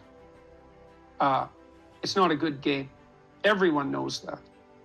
And that doesn't mean you should be afraid to try it, right? That's entirely different. You need to bash yourself around a bit. What did William Blake say? Wisdom through excess. There's definitely something to that. So, you know, walling yourself away from experimentation,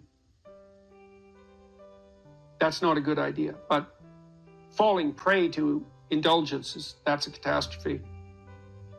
So you can't find, and then if your life is proceeding in a direction that's painful and tragic for reasons that might be really out of your control, obviously you're not going to be happy during those times.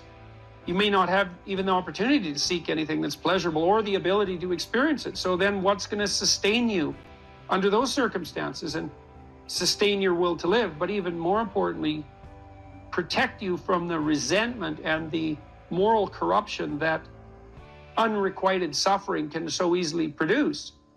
And the answer to that is not happiness, but something like meaning. And then you might ask yourself, well, where is meaning to be found? And the answer seems to be primarily through the voluntary adoption of responsibility. So people find meaning in the love they have for their partner and their decision to care for someone else as well or better than they would care for themselves. They find meaning in that, and it can sustain itself across many, many decades, for better or for worse. That's no joke, that phrase. They find meaning in the relationship they establish with their children, assuming they take the responsibility for that relationship. They find meaning in their friendships. They find meaning in their business associations, their civic engagement. People moralize at older people, moralize at younger people and say, well, you should accept your responsibility. You should shoulder your duty. And that's true, but it isn't exactly that you should do it because you should do it, even though you should. It's that there isn't anything better that you can possibly do. Like, you have to justify yourself to yourself. You have to justify yourself to yourself because of your inadequacies and your failure and your error and your propensity to repeat errors that you know you shouldn't repeat, your sinful nature. You have to atone for that. And then you have to justify your life to yourself because it's characterized by death and suffering. And so you need something worthwhile to do. And, well, then you might say, well, there's nothing worthwhile to do. It's, well, you're probably not really in any position to make that judgment, till you've gone all in at least one thing. At least one thing. Because, who the hell are you? You're 16, you're cynical and nihilistic. It's like, you're not wise. You're not a philosopher. You don't know anything. And thank God, right? Because you don't even want to think you know anything because you're bloody miserable and you're suffering. And so if you're also right, well, then you're doomed. So you better bloody well pray that your cynicism and nihilism, unearned though it may be, is based on a fundamental falsehood. And it is. You can find deep significance in your life, and you find it essentially through the decision to voluntarily bear your suffering and to trudge uphill nonetheless. And there's something heroic about that in the most fundamental sense. And that heroism is something so deeply meaningful that it, in some sense, triumphs over even death. And so as you move forward through life, you mature, you start by developing responsibility for yourself, your friends, your roommates, then you take on a partner, and you have a family, and you expand the domain of responsibility and generosity, and you want to expand that. Who knows how much you can expand that? You could be a credit to the nation. Well, there's an aim. Why don't you aim to be like credit to the nation by the time you're 50? Because what you got something better to do than that? And the answer to that's no. And what are you going to do? You're going to pursue endless one-night stands. You're going to bury yourself nose deep in cocaine. You're going to become an alcoholic. You're going to pursue that tinsely, trashy hedonism that is nothing but destructive and generates nothing but self-contempt, and then bitterness, then misery, then vengefulness. It's like, that's why do that?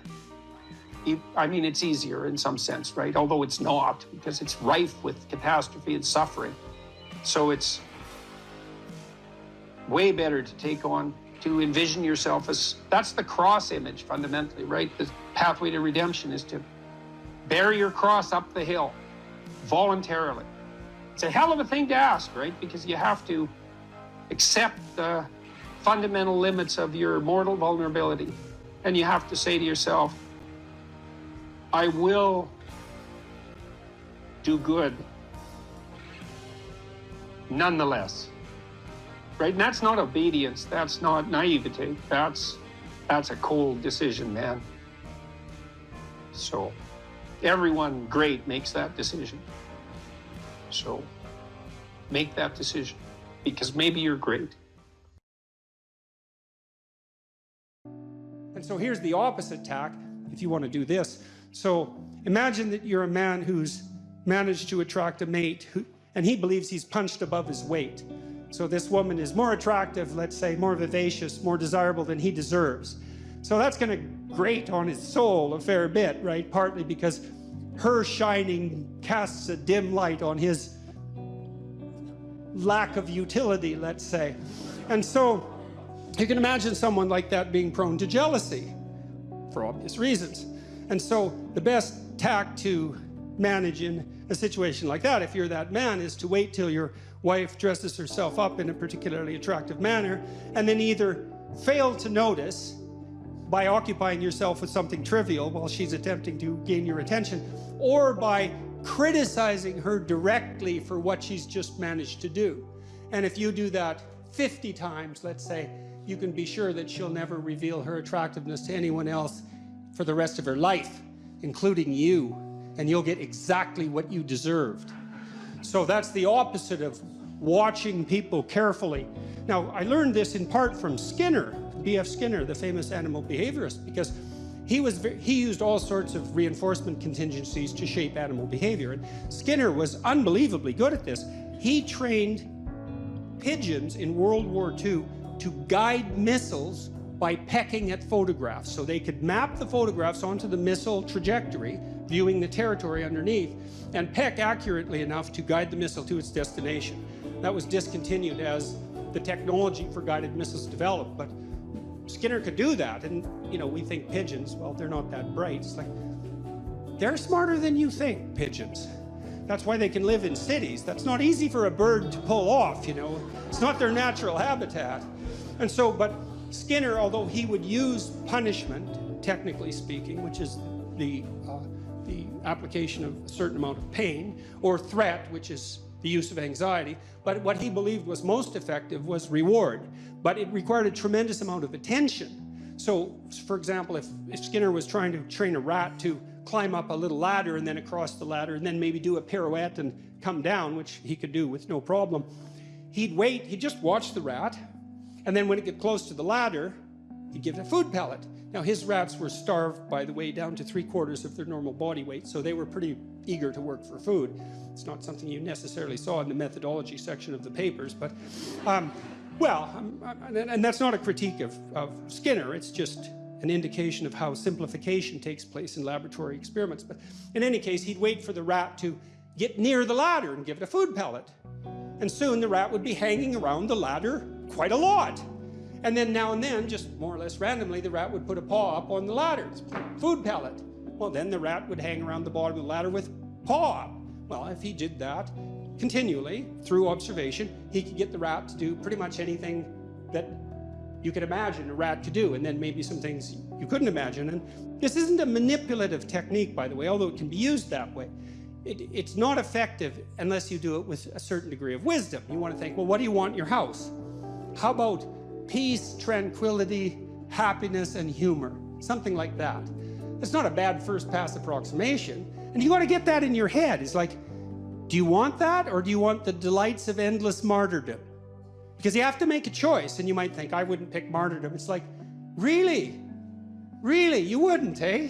You'd pick peace and happiness and humor, and so everywhere you go, that's all you're ever surrounded with. It's like highly improbable. So don't be so sure you're aiming up. But if you can orient yourself in that direction, and carefully, and knowing full well what the hellish alternative is, because you need to know that, then you can watch and see, well, when is this manifesting itself in the people around me? And then you can tell them in detail, I noticed today we're having a discussion at dinner, you know, and you made a spectacularly witty remark right at the right time, and it was provocative but not annoying, and so good work. And then the kid thinks, oh my God, I noticed. And then he's like twice as funny the next day, and maybe not in some unbearable manner. And that really works. It really works. But like I said, you have to quell the envy that would otherwise beset you, and you have to want to aim up, and then you have to not be jealous of the other person's goodness, and you have to be extremely attentive. But man, as a transformation technique, even in extraordinarily difficult relationships, which goes back to your point, there isn't anything I know of that's more effective.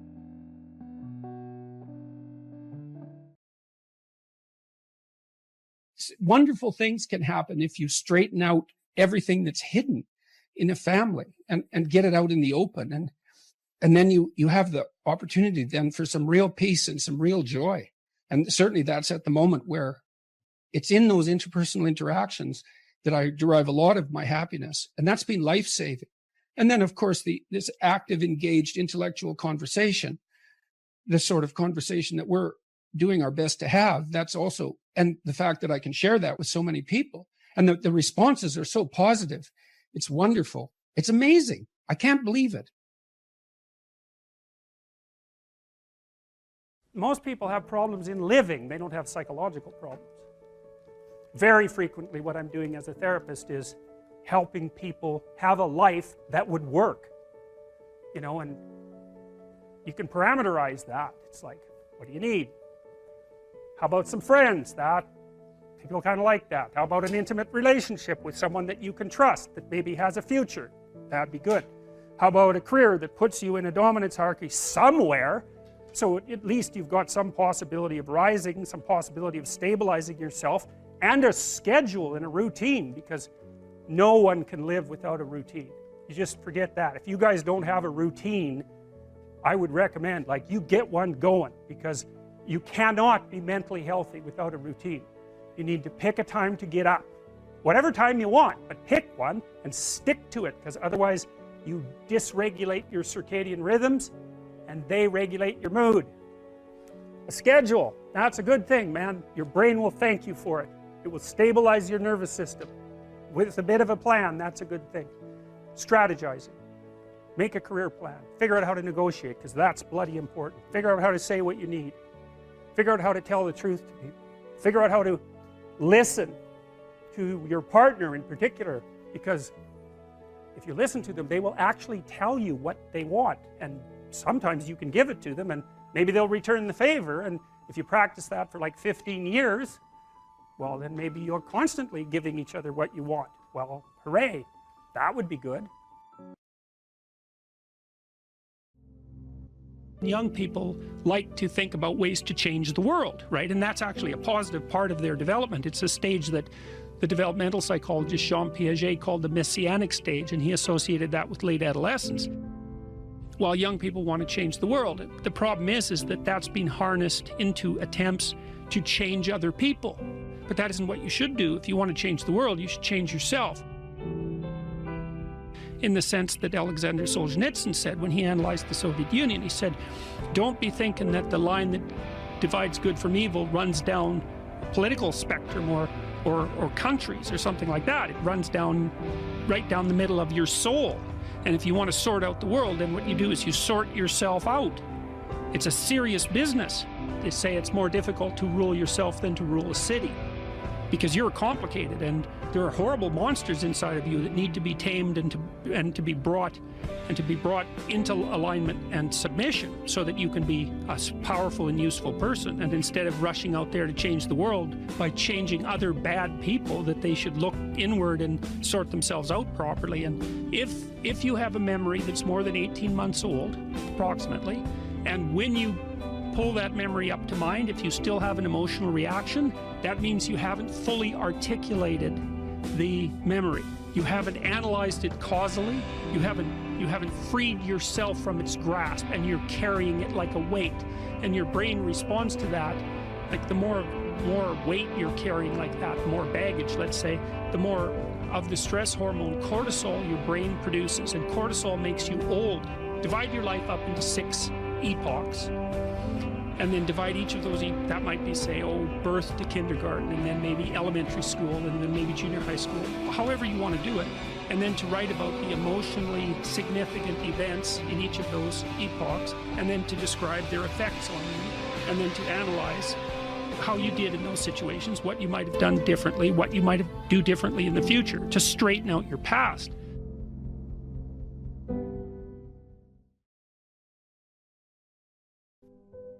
Final rule. It's called pet a cat when you encounter one on the street. And it's the most personal chapter in the book. It's a lot about my daughter. And my daughter was very ill when she was a kid, but particularly when she was a teenager. She had a very terrible time of it. She had juvenile rheumatoid arthritis, and when she was between the ages of 14 and 16, it first destroyed her hip, which had to be replaced, and then it destroyed the ankle on her other leg, which had to be replaced. And she walked around for 2 years on broken legs, and she was taking massive doses of opiates and could hardly stay awake. And she had this advanced autoimmune disease, which produced all sorts of other symptoms that were just as bad as the joint degeneration, but which are harder to describe. And so it's just bloody brutal. You know, and as a test of your faith, there's almost nothing that's more direct than a serious illness inflicted upon an innocent child, right? And so the chapter's a meditation on that, and also on, well, what to do in a situation like that, because everyone is going to have a situation like that in some sense, you know, because you'll be faced with illness in the people that you love and in crisis. And so it's a practical guide to coping with those sorts of things. Like, and one of the things you do when you're overwhelmed by crisis is you shorten your time frame. You know, it's like you can't think about next month. Maybe you can't even bloody well think about next week, or maybe not even tomorrow. You know, because now is just so overwhelming that that's all there is. It's like, and that's what you do. You cut your time frame back until you can cope with it. And if it's not the next week that you see how to get through, then it's the next day. And if it's not the next day, then it's the next hour. And if it's not the next hour, then it's the next minute. Are you depressed, or do you just have a horrible life? And those are not the same question, because if you're depressed, you have a life that in principle should work, but isn't. And so you come and say, look, I've got a lot of things going for me. You know, I've got a good job, I've got a good family, my wife loves me, but man, I'm miserable all the time. It's like, okay, well, let's delve into that a bit more deeply. But that kind of sounds like depression. But then you might come and say, well, I'm miserable, I'm suffering, I don't even want to be alive. And then I might ask, well, do you have an intimate partner? Well, no, not really. And I have had a history of catastrophic relationships. Do you have any friends? Well, you know, I have this one person I phone like once every month or so. But other than that, no, I don't really see anyone. Well, do you have any close family? No, my family's pretty fractured. I don't get along with my mom and dad. I don't see my sisters or my siblings much. It's like, well, how about a job? Or how about a career, or failing that, a job? It's like, well, I've always kind of been underemployed, and I just lost my job, and you know, that's not going very well, and so on. You can walk through someone's life, and you can find out if they're reasonably embedded in a hierarchy of social institutions. And if the answer is no intimate partner, no family, no children, no friends, no job, no career, no educational pathway, no engagement in civic responsibility, let's say, no church attendance, no spiritual life, no routine. It's like, well, you're not depressed, you just have a horrible life. Multidimensionally. Like, it's no wonder you're depressed. There's nothing in your life that is working. But it's interesting, because that's not exactly a diagnosis at the level of the individual. It's a diagnosis in relationship to the relationship between the individual and this structure of containing social institutions. If you don't have an intimate partner, and you don't have a family, and you don't have any friends, and you don't have a career or a job or any civic involvement, or any involvement, let's say, with religious institutions, and you don't have any creative striving, all you've got left is pain. And so that's what you have. And so here's a different way of thinking about sanity. Sanity isn't being well constituted as an atomized individual. Sanity is what makes itself manifest if you're properly situated in a hierarchy of social order. To be well constituted, you have to be a harmonious player in a multidimensional symphony in some real sense of social interaction. It's very hard to stay on the straight and narrow without a partner who doesn't share your blind spots, correcting you constantly. You know, now that's annoying. There's a tussling about it, right? There's a fractious and adversarial element to that, because if you're married, you don't see eye to eye, and thank God for that, because sometimes in your foolish insistence on being right, you're wrong, and wrong in a way that'll take you out. And so you better have a partner who doesn't think the same way you do. And fortunately, if you have a partner, you have a partner who doesn't think the same way you do. And so if you can get the dialogue flowing, then that's a mutually corrective mechanism. And so then you might say, well, the truthful dialogue between partners in a marriage is actually, it's the process by which sanity itself is generated. And I mean technically, it's like you're too complex to regulate yourself, period. And so you need other people to help you do that. So if you have a wife or a husband, someone who knows you and is there for the long run, they can help, you can help each other find the meaningful path and stay on it. And you can't do that alone. And probably just having a partner isn't enough. You need kids, likely, to keep you sane or to drive you crazy, depending on the nature of your children. Let's say you need family, you need your parents, you need your siblings, you need another community around you that's not merely your wife, because you're so crazy that it takes a village to keep you sane. And so, and then surrounding that more intimate web of kinship, you need friends. And friends keep you sane. Well, how? Well, you have to act in a manner that makes them want to be around you to have friends. And that means that to maintain your friendships, you have to be saner than you really are, right? You have to be, they have to be able to enjoy their time with you. If you practice forthright and voluntary exposure to that which terrifies and dismays you, it transforms you. And we really know this as psychologists. We even know there's more and more evidence suggesting, for example, that if you imagine you adopt this attitude of voluntary confrontation, that changes you psychophysiologically. So much of the biochemistry of motivation and emotion is transformed when you take a stressor which could be oppressive and paralyze you and cause you to withdraw, and you reverse that and you decide to advance.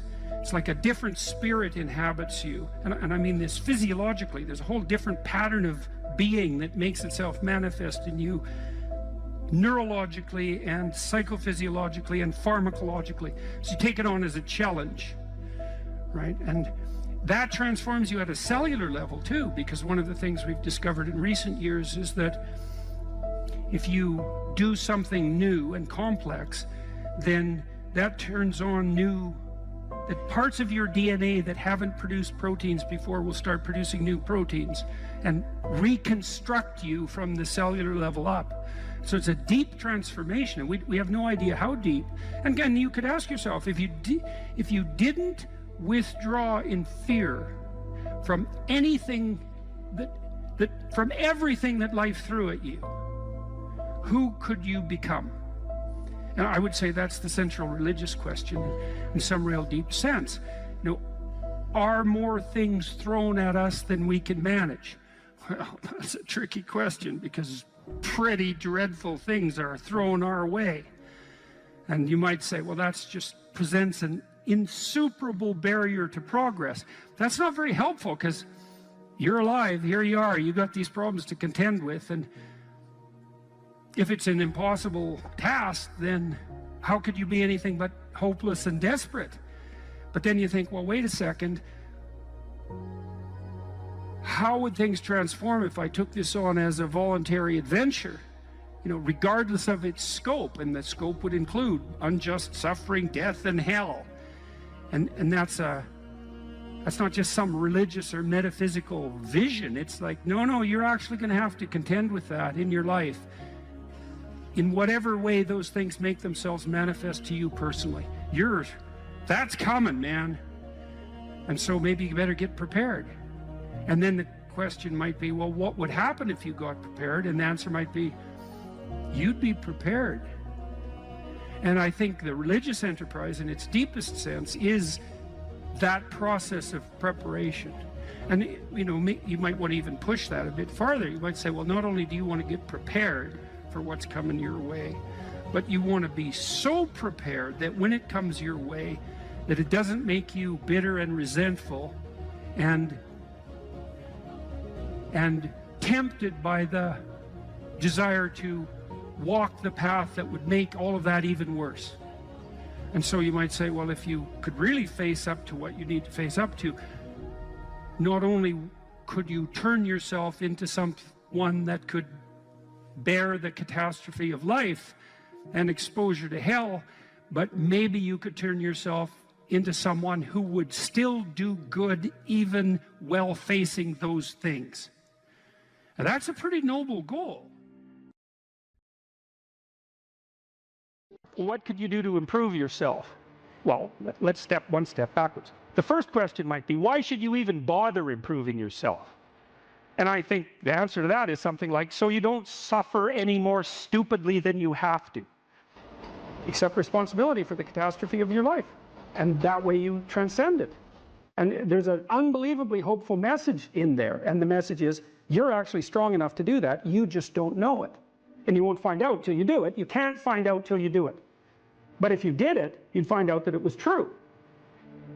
Bargain with the future. Wow, that's just, what an idea that is. You know, it's so unlikely. It's a massive risk. It's the ultimate in risks, right? You have to be willing to lose your life in order to find it. But you're willing to forego today's pleasure for tomorrow's advantage. And that's what sacrifice is. And I would say, start where you can start. You know, if something announces itself to you as in need of repair, that you could repair, then, hey, fix it. You fix 100 things like that, your life will be a lot different. If I wanted to spend 10 minutes making this room better, what would I have to do? And you have to ask yourself that, right? It's not a command, it's like a genuine question. And things will pop out in the room that you know, there's a stack of papers over there that's kind of bugging you, and you know that maybe a little order there would be a good thing. There's some rubbish behind your computer monitor that you haven't attended to for like 6 months, and the room would be slightly better if it was a little less dusty and the cables weren't all tangled up the same way. And if you allow yourself just to consider the expanse in which you exist at that moment, there'll be all sorts of things that'll pop out in it that you could just fix. So life is brutal, and what you have to set against that is possibility. So I would say if you're 16 and your life isn't so happy, it's like, look around and see if there are opportunities that people are granting you, even imperfect opportunities, because they're going to be imperfect, that you could exploit in the proper way and learn and grow. But the fundamental lesson, the more fundamental lesson that's underneath that is, don't let what you are stop you from being what you could be. So imagine that there's you and there's the potential inside you, whatever that is. You know? And potential is an interesting idea because it represents something that isn't yet real, yet we act like it's real. And that potential is partly what you could be if you interacted with the world in a manner that would gain you the most information. You take yourself and you put yourself in a new environment. New genes turn on in your nervous system. They encode for new proteins. And so you're full of biological potential that won't be realized unless you move yourself around in the world into different challenging circumstances, and that'll turn on different circuits. Now, You know, I often tell people too, fix the things you repeat every day, because people tend to think of those as trivial. You get up, you brush your teeth, you have your breakfast, you have your routines that you go through every day. Well, those probably constitute 50% of your life.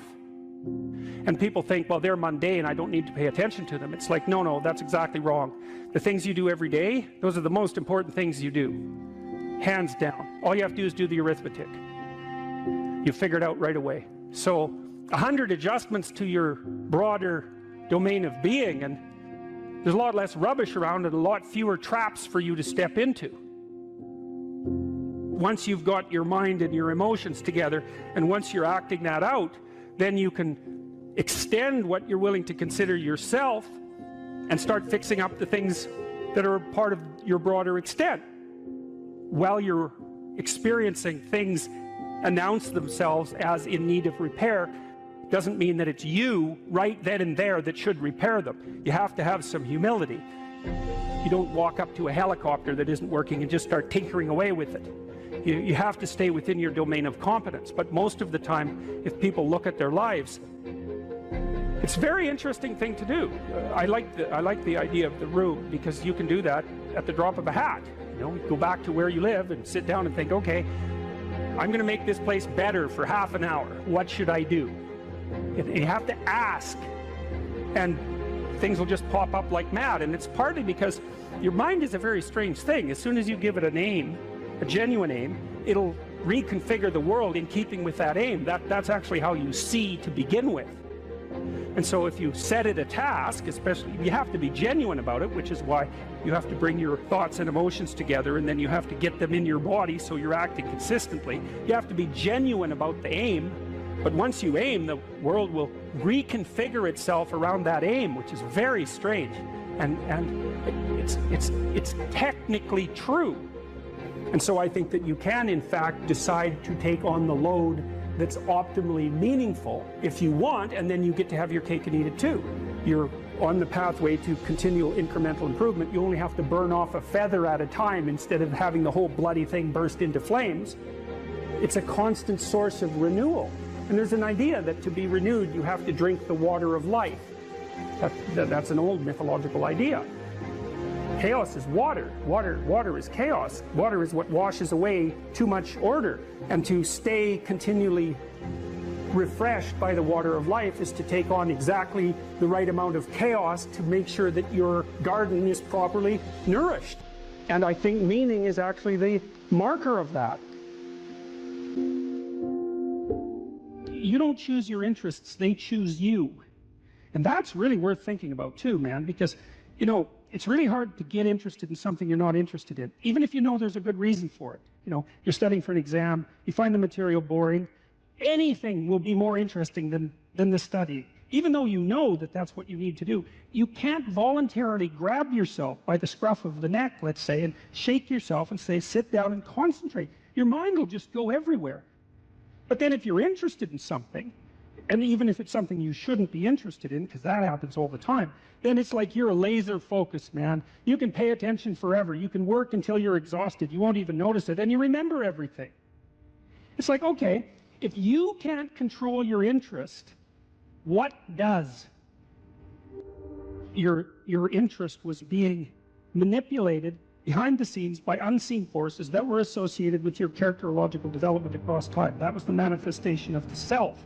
So the self is the potential you, let's say. And the way it operates in the present is by gripping your interest and directing it somewhere. And that's part of the instinct of self-realization.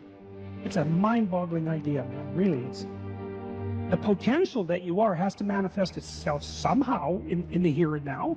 It has to. And what better way than by directing your attention? It's like, it seems like this might be useful for you. Maybe you get attracted to this person.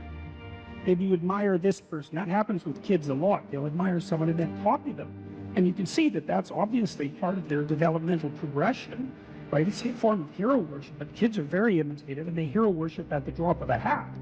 And so they're entranced by the next stage of development. And if they see someone who embodies that, especially if it's in the zone of proximal development, it's something they could achieve, stretching a bit, They find someone who embodies that next stage of development, and then they start to imitate them and act like them. Well, adults are no different. We're no different. We do it at a perhaps more abstract and sophisticated level.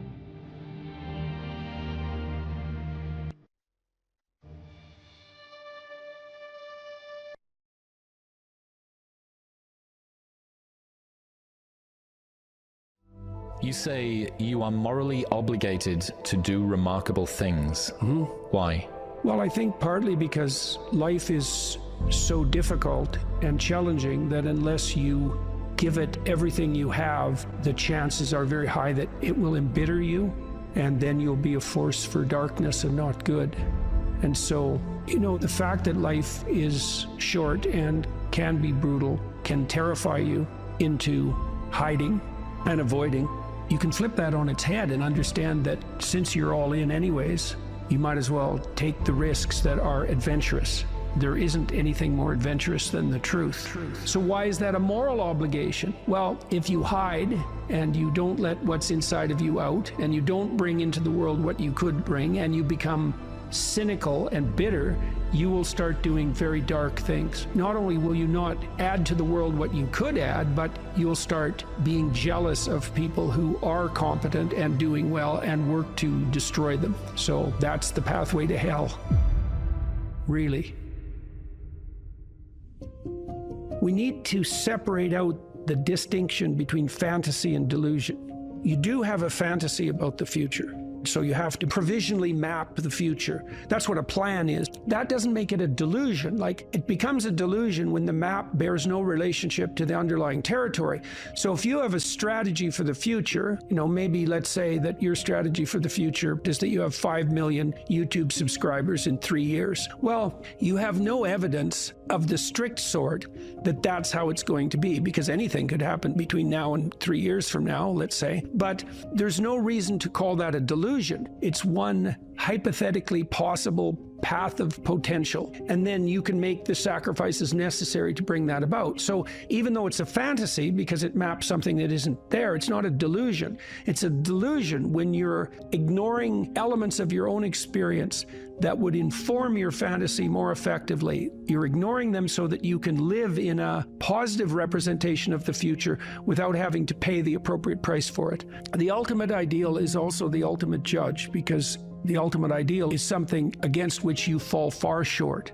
And that might be so painful that you can barely stand it. But then what you do is two things, I suppose, is you lower the ideal and you raise your estimation of your potential. And what do I mean by lower the ideal? Well, if you're comparing yourself to someone or even to a future self, and the gap is so painful that it paralyzes you, then you've created a dragon that you don't have the tools to master. And so what you have to do is you have to scale the dragon down to size.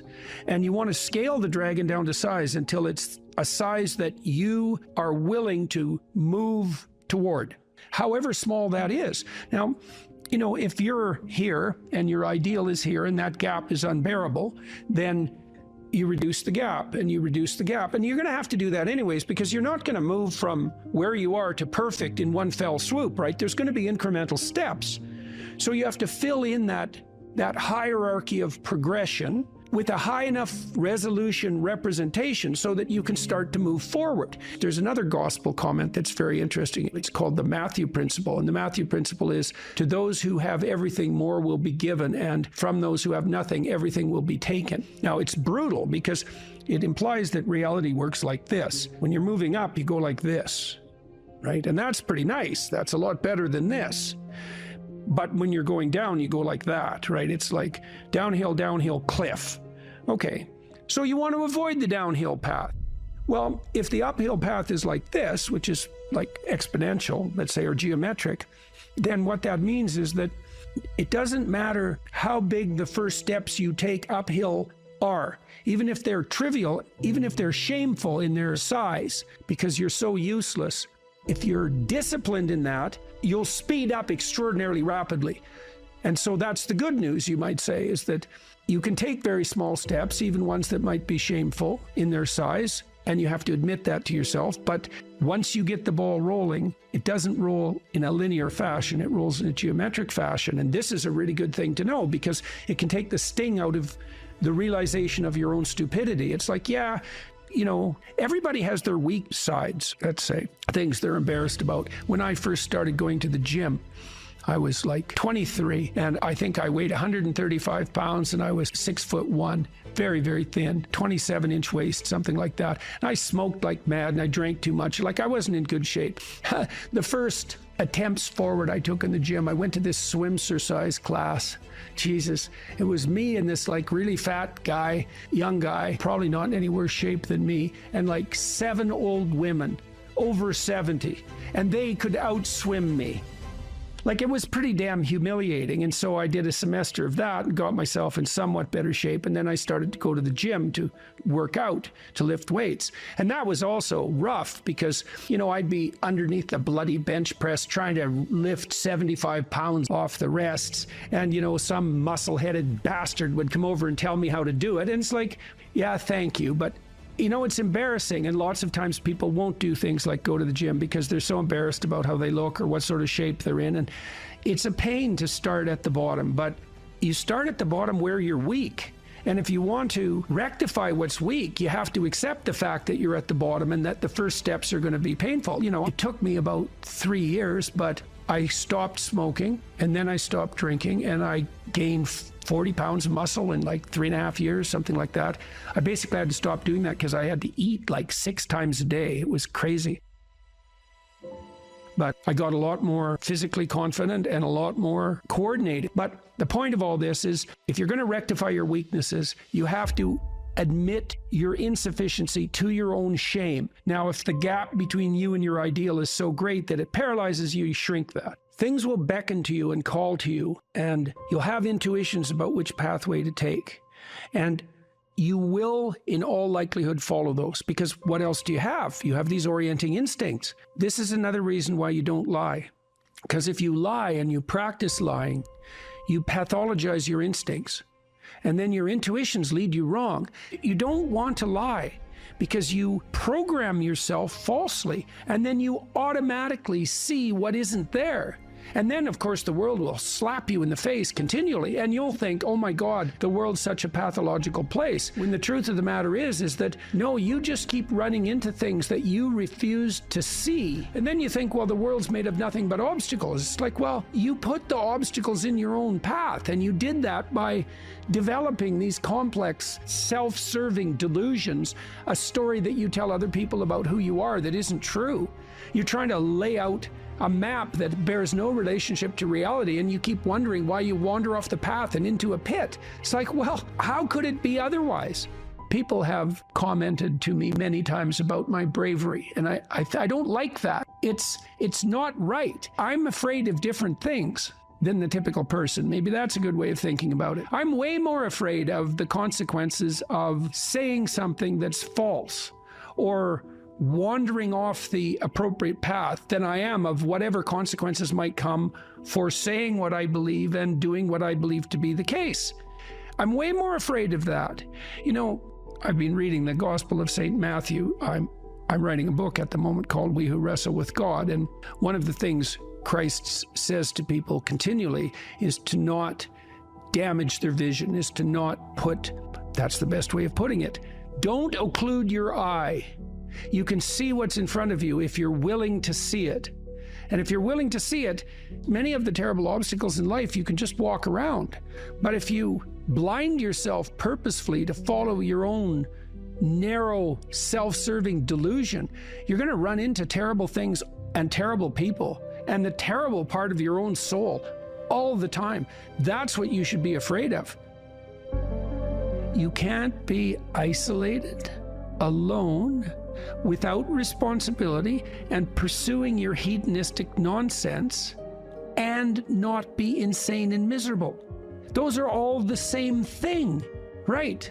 And so, you know, it's got to the point, I've said things that have made me somewhat unpopular, like it's very difficult for people to mature until they have a child. You find a huge part of what you are in that relationship. It makes you responsible, makes you grow up. It gives you the opportunity to mentor someone. You have someone around who's more important than you. Well, that's part of being mentally healthy. It's a huge part of it. This enterprise that I've helped put together, Alliance for Responsible Citizenship, we're trying to put forward a model of governance. It's called a subsidiary model, and the idea is that people have multiple social roles that scale. No, there's you should take care of yourself, integrate yourself, which means you can conduct yourself properly across the medium to long run. You're self-sustaining. Then you can maybe extend that to your partner, and then to your family, and then to your local community, and then to broader communities as you become more and more competent and able to take on that responsibility. That's the alternative to isolated hedonic slavery. You're slave to your own whims, and it's the alternative to tyranny, because if you take on all that responsibility, you don't have any need for someone to govern you. It's truly the case that your sanity is the concordance between you as an individual and the world. That's the sanity. You're distributed out into the world, and you should be, and that's, you want to be. That's where the adventure is. You want to be solipsistic? The solipsistic porn masturbator. Jesus, it's not one to be aimless and miserable. Well, God, it's so pathetic. Why am I so unhappy? It's because you think about yourself. Oh, no, you think about the lowest impulses in yourself all the time. That's why you're miserable. People exist in a sacrificial relationship to the world. What does that mean? It seems to mean something like human beings are aware of their extended self. You know you're going to be around tomorrow and next week and next month and next year and 5 years from now and 10 years from now. Now it's less certain as you go out, but you do have the sense of yourself as something that stretches across the decades. Okay, and so what that means is that you have to conduct yourself in a manner that isn't merely immediate. You have to conduct yourself in a manner that will work across time. Now, how do people do that? They work. Work is a sacrificial gesture. So you work, by definition, virtually. Work is the sacrifice of the present for the future. I mean, maybe someone can come up with a better definition of work than that, but I don't think so. It's like you put in time and effort right now, even if it's something not what you'd like to be doing at the moment. You put in time and effort because you believe. What the hell does that mean? You believe it'll pay off. Well, is that a contract with the future? Is it a covenant? Because the relationship that the biblical corpus characterizes human striving is covenantal. It's a bargain. The bargain is you make the right sacrifices and they pay off. That's the bargain. Now, you might say, well, that's just part of the social contract, but the biblical corpus insists that it's deeper than that. It's built into the structure of reality itself. And that if you got the sacrifices right, the future would be paradisal. That's a kind of sacrifice right there, is that you're willing to sacrifice your short-term physiological and psychological comfort for a medium to long-term benefit. It's the essence of sacrifice. This is something the atheists don't understand about the biblical narrative, is that the narrative insists that we live in a sacrificial relationship. It's the essence of humanity to live in a sacrificial relationship. It's like, well, is that true or not? Well, as you mature, your relationships are more sacrificial. It's less about what you, in your narrow sense, want right now, and it's more about what's good over the medium to long run, including other people. Well, that's a sacrificial relationship. Now, the covenant, and this is a matter of faith. It's the matter of the deepest faith. Are you willing to act out the proposition that the way to make the world reveal it will suffice? There's technically two different forms of reward. There's consummatory reward. That's what an orgasm is. It's consummatory reward. It brings the behavioral and perceptual sequence to a halt. It ends it, right? At the climax, it ends it. But then it's over. That journey is over, right? Then there's the dopaminergic reward. And dopaminergic reward is evidence of advancement towards a goal, right? Okay, so there's a corollary to that. Well, how do you become optimally engaged? Because dopamine facilitates engagement and focus, which is why drugs like amphetamines can be used for kids who are attention deficit disorder. You tap up the dopamine response, they lock on, right? Okay, so they're locking on to a goal-directed pursuit. The problem with amphetamines is that they can lock you on so hard you can't get out of the frame. So like kids on amphetamines will obsess, for example, about cleaning up their closet. They can't switch to the next activity. Okay, dopaminergic reward is reward that's accrued in relationship to a goal. Okay, so what's an implication of that? Well, pursue the highest possible goal. Well, why? Because the kick from advancement is higher. Now, you have to balance that. It can't be, you have to advance, right? Because imagine the reward's got two components. Number one is you're moving towards something valuable. Okay, so you want it to be as valuable as possible. Okay, but you have to be moving. You need something extremely valuable that you can move towards. Okay, so part of the reason that you establish a relationship with God, let's say, is because that's what sets the upper bound to your vision. It's like, I want things to be the best they could be. That's a vision of paradise.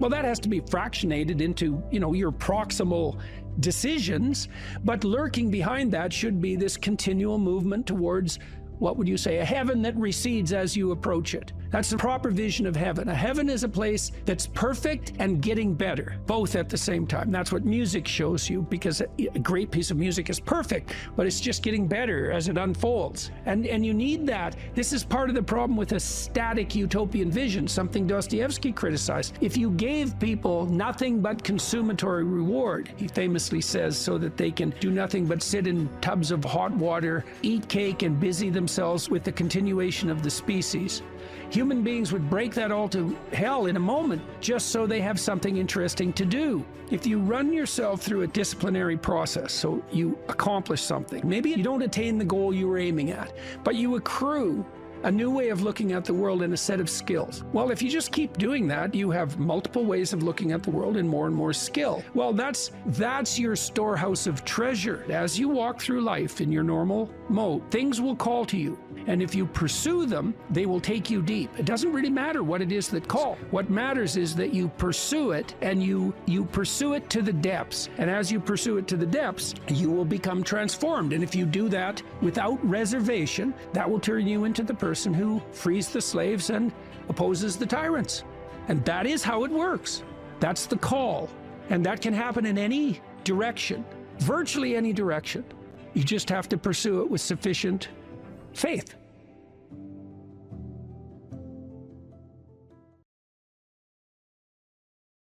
The internal problem is, how do you deal with tragedy and malevolence? And you can say, well, I'm not prepared. It's like, yeah, fair enough. Unsurprising, especially if you were overprotected as a child. It's not a good idea to overprotect your kids, because the snakes are going to come into the garden no matter what you do. And so then you, instead of trying to keep the damn snakes away, what you do is you arm your child with something that can help them chop them into pieces and make the world out of them. So that the trick for human thriving in the face of suffering and malevolence is strength, not protection. It's a completely different idea. We also know this clinically. We know, for example, that if you treat people with exposure therapy for agoraphobia, which is, roughly speaking, the fear of chaos, I would say, the fear of everything, you don't make them less afraid. You make them braver. It's not the same thing. Because with an agoraphobic, see, what happens to them is the fall. They never conceptualize death and suffering. They're naive, right? It never enters the theater of their imagination, and it's because they're protected from it. But then something happens. This often happens to women in their 40s, because they're the people most likely to develop agoraphobia. Something happens. They've been protected from chaos by authority their entire life. So maybe they had an overprotective father, and then they went to an overprotective boyfriend, and then they went to an overprotective husband. And maybe they were willing to be subjugated to all three of those because of the protection, right? So that's the bargain. They stay weak and dependent, and maybe they have to, because that's the only way they can appeal to the person who's hyperprotective. But the price they pay for that is that they're not sufficiently competent. And then something happens in their life, often in their 40s. They develop heart palpitations, maybe as a consequence of menopause. Their heart starts to beat erratically, and they think, oh no, death. It's like, well, who are you going to talk to about that? Right? There's no protection from authority for that. Or maybe their friend gets divorced, or maybe their sister dies, or something like that. It brings up the specter of mortality. and maybe the specter of malevolence and mortality, and it brings it up in a way that authority, recourse to authority, cannot solve. And so then they have panic attacks. What happens? They go out, they get afraid, they feel their heart beating, then they get afraid of their heart beating because they think, oh no, I'm going to die, and they think, oh no, I'm going to die, and I'm going to make a fool of myself while I'm doing it and attract a lot of attention. So the two big fears come up, mortality and social judgment. And then they have a panic attack. It's like fight or flight's gone out of control. Very, very unpleasant. Then they start to avoid the places they've had a panic attack. Then they end up not being able to go anywhere. So then Tiamat has come back, right? A huge monster, a little victim. And so what do you do with them? Well, there's no saying, no, there's no Tiamat. That's done, right? Their naivety is over. They've had a direct contact with the threat of mortality and social judgment. They've met the terrible mother and they've met the terrible father. And there's no going back. There's no saying, oh, the world is safe. It's not safe. Not at all. It's not safe. The fact that you think it's safe means that you were living in an unconscious bubble that was sort of provided to you by your culture. It's a gift. And now that's been shattered. And so now what do you do? Well, the answer is you retreat until you're in your house and there's nowhere you can go. You're the ultimate frozen rabbit, right? And your life is hell because you can't function. The alternative is, let's take apart the things you're afraid of. Let's expose you to them, you know, carefully and programmatically. And then you'll learn that you're actually tougher than you think. You never knew that. And maybe you didn't want to take on the responsibility because, you know, people play a role in their own demise, so to speak. When you had opportunity to go out and explore or withdraw because you were afraid, you chose to withdraw because you were afraid.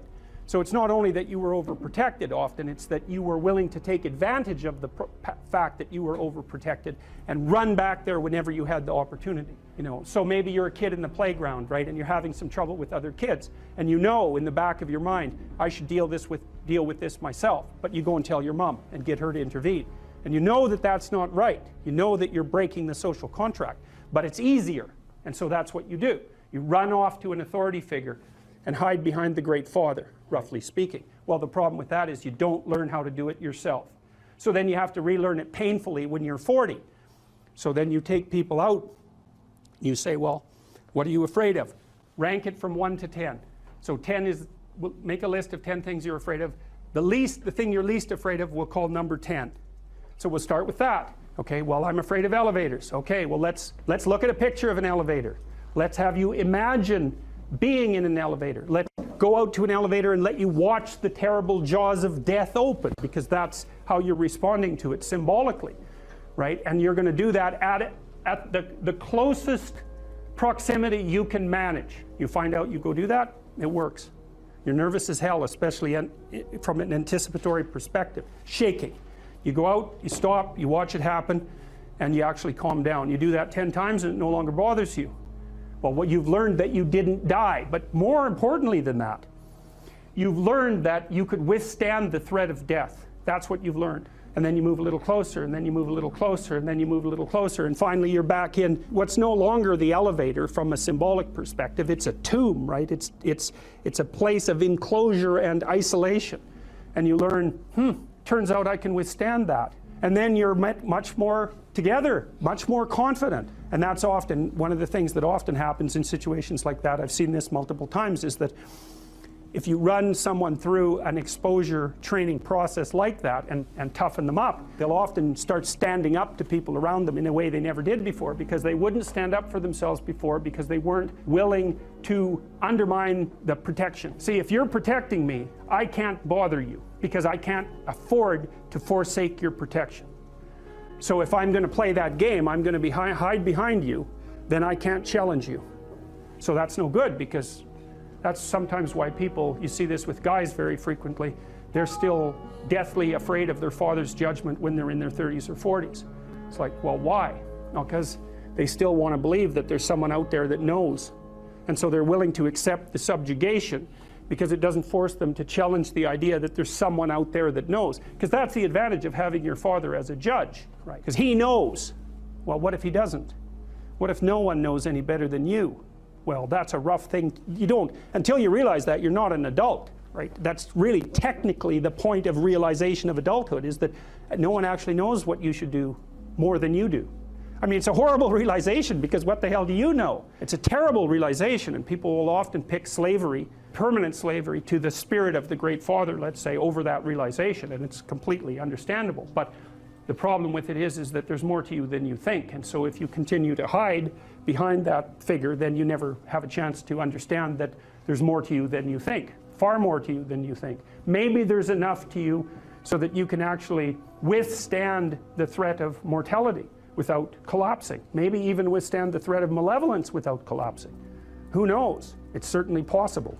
And it's not an abstract question. It's exactly the sort of question that you address in the psychotherapeutic process. It's always the question that you address. And the answer is often in the affirmative, because people can get unbelievably tough. And you know that because people work in emergency wards in hospitals, right? Or they work in palliative care wards, or they work as mortuary assistants. I mean, these people have bloody rough jobs, you know, or they're on the front line of police investigation into, you know, heinous child abuse crimes, and so they're confronting malevolence on a regular basis. And, you know, those are very stressful jobs, but people do them. And some people do them without even being damaged by them, although that's a harder thing, because you can see horrible things, you know, things you'll never forget. If you're hungry, it's not a deterministic drive. It's a subpersonality that has a goal, and then it has a bunch of action patterns that are going to work in reference to that goal. It has a bunch of perceptions that suit that goal, and it organizes your emotional responses around that goal. And so to think about it as a personality is it's a much more intelligent way to look at it.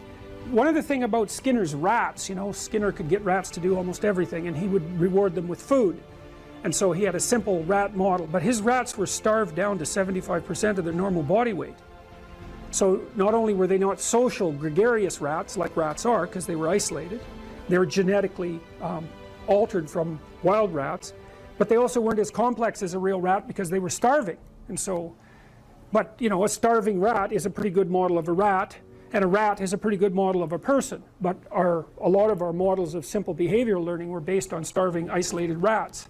So, anyways, how to think about motivation? We'll think about it from the hypothalamic perspective. So we could say one thing that motivation does is set goals. And we could say that emotions track progress towards goals. And I'm going to use that schema even though it's not exactly right. So you say, well, motivation determines where you're going to aim. So if you're hungry, you're going to aim at something to eat. And then that will organize your perceptions so that you zero out everything that isn't relevant to that task, which is almost everything.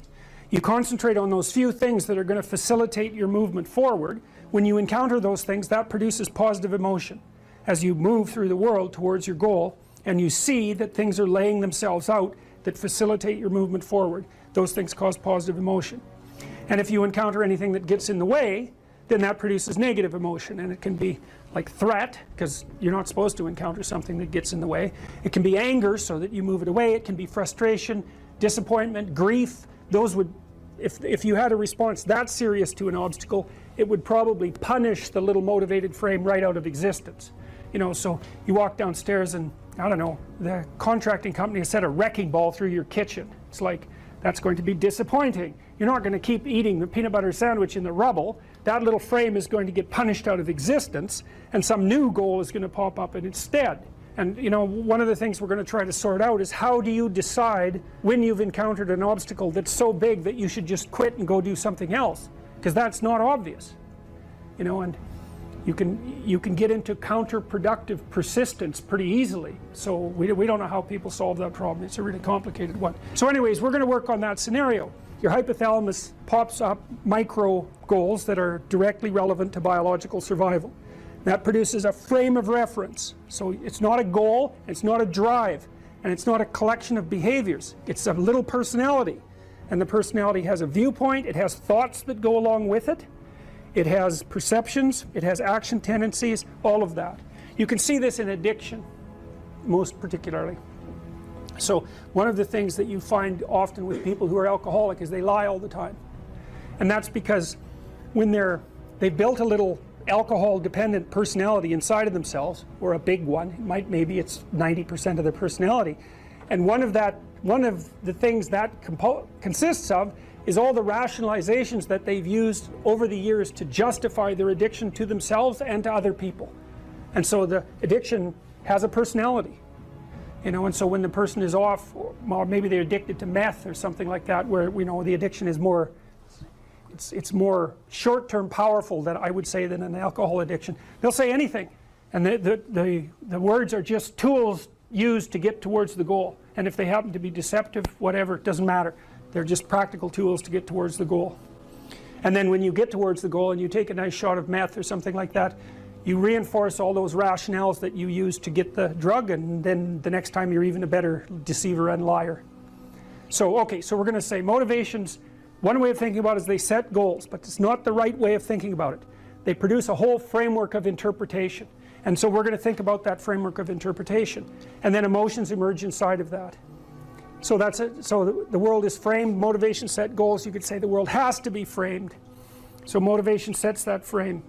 Goals, emotions, perceptions, and actions. And then actions track progress. So positive emotion says you're moving forward properly towards your goal. And if you encounter something you don't expect, you stop. That's anxiety. It's like, oh, we're not where we thought we were. And so we don't know what to do, so we should stop, because we don't know where we are or what we're doing. Stop, frozen. And then the more powerful negative emotions like pain, they might make you get out of there. So emotions, forward, stop, reverse. That's your emotions within that motivated frame. So, and that's another example of how your mind is embedded in your body. Your emotions are like they're offshoots of action tendencies. That's the right way to think about it, because action is everything fundamentally. So what are some basic motivations? Most of these are regulated by the hypothalamus, by the way, and that tells you just how important a control system it is. The other thing that's useful to know about the hypothalamus is that it has projections going up from it that are like tree trunks, and inhibitory projections coming down that are like grapevines. So you can kind of control your hypothalamus as long as it's not on too much, but if it's on in any serious way, it's like it wins. So partly what you do to stop yourself from falling under the dominion of your hypothalamus is to never ever be anywhere where its action is necessary, right? You don't want to go into a biker bar, because you might find yourself in a situation where panicked defensive aggression is immediately necessary. You probably don't want that. You don't want the panic, you don't want the terror, you don't want the frenzied fight, you don't want any of that. You don't want to have to run away in absolute panic. So you just don't go there. And a huge part of how we regulate our emotions is just by never going anywhere where we have to experience them. And so that has very little to do with internal inhibitory control and everything to do with staying where you belong. So, okay. So, basic motivations. Hunger, thirst, pain. Pain is not regulated by the hypothalamus. That's a different circuit. Anger / aggression. Thermoregulation. Panic and escape. Affiliation and care. Sexual desire. Exploration. Play. And you can kind of break those in. You can kind of break those into the classic Darwinian categories too, and say, well, there's a set of motivations that go along with self-maintenance. That'd be your survival. Ingestive and defensive. See, I've sort of coded them there. So the self-maintenance, there's an ingestive set of basic motivations that go with self-maintenance. You say that's hunger, thirst. There's a set of defensive motivations, pain, anger, thermoregulation, panic, and escape. And then there's motivations that are associated with reproduction, affiliation, care, and sexual desire. And then I put exploration and play sort of outside of that. I would say because those two things serve both of these approximately equally. But the young men really need to hear this more, I think, is that you should be a monster. You know, because everyone says, well, you should be harmless, virtuous. You shouldn't do anyone any harm. You should sheath your competitive instinct. You shouldn't try to win. You know, you don't want to be too aggressive. You don't want to be too assertive. You want to take a back seat and all of that. It's like, no. Wrong. You should be a monster, an absolute monster, and then you should learn how to control it. If you're harmless, you're not virtuous. You're just harmless. You're like a rabbit. A rabbit isn't virtuous. It just can't do anything except get eaten. It's not virtuous. If you're a monster and you don't act monstrously, then you're virtuous. But you also have to be a monster. Well, you see this all the time. Harry Potter's like that too. It's like he's flawed, he's hurt, he's got evil in him. He can talk to snakes, man. He breaks rules all the time. All the time. He's not obedient at all. But, he has a good reason for breaking the rules. And if he couldn't break the rules, him and his little clique of rule-breaking, troublemakers, if they didn't break the rules, they wouldn't attain the highest goal. So it's very peculiar, but it's a very, very, very, very common mythological notion. The hero has to be a monster, but a controlled monster. Batman is like that, it's everywhere. It's the story you always hear.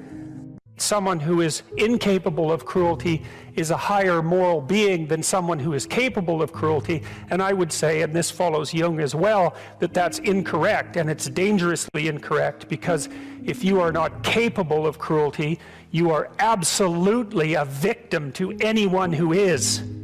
And so part of the reason that people go watch anti-heroes and villains is because there's a part of them crying out for the incorporation of the monster within them, which is what gives them strength of character and self-respect, because it's impossible to respect yourself until you grow teeth. And if you grow teeth, then you realize that you're somewhat dangerous, or maybe somewhat seriously dangerous, and then you might be more willing to demand that you treat yourself with respect and other people do the same thing. And so that doesn't mean that being cruel is better than not being cruel. What it means is that being able to be cruel and then not being cruel is better than not being able to be cruel. Because in the first case, you're nothing but weak and naive.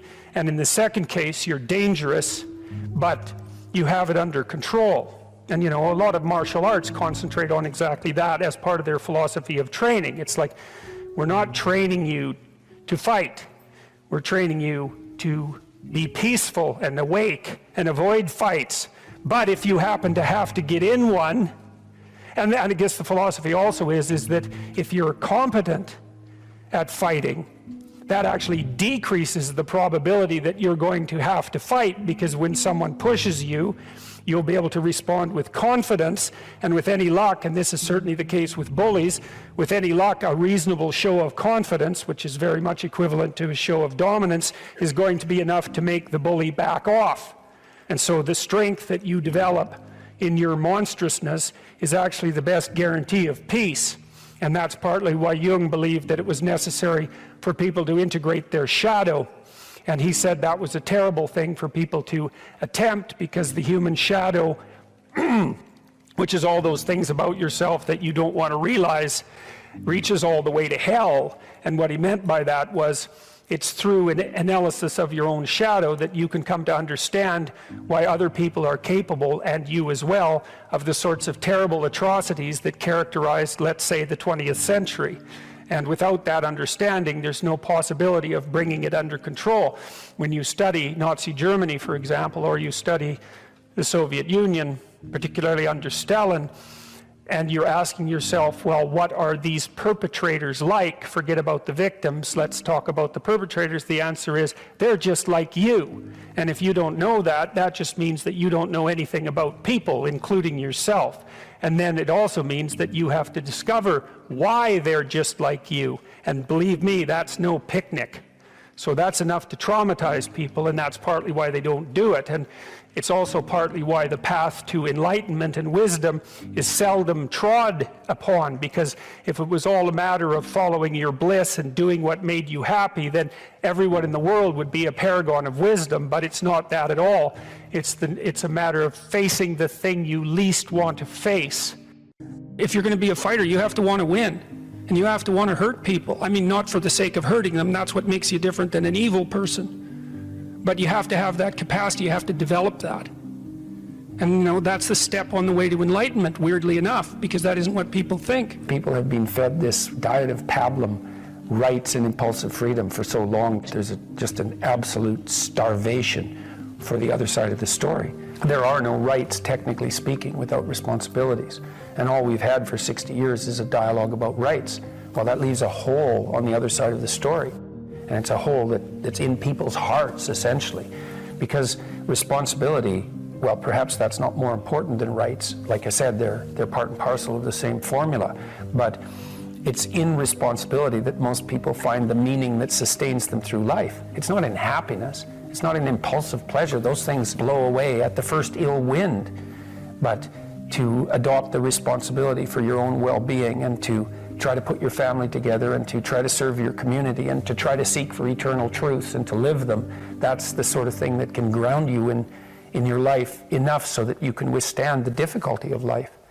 And when you tell people that, especially when you include yourself in the audience, let's say, and you're not finger waving from above, then everyone knows that it's true. There's been this attempt to identify masculine competence and power, let's say, but mostly competence with tyranny, and that's very, very hard on young men. It's also hard on young women, for that matter, but it's very helpful for people to hear that they should make themselves competent and dangerous and take their proper place in the world, because it's the alternative to being weak.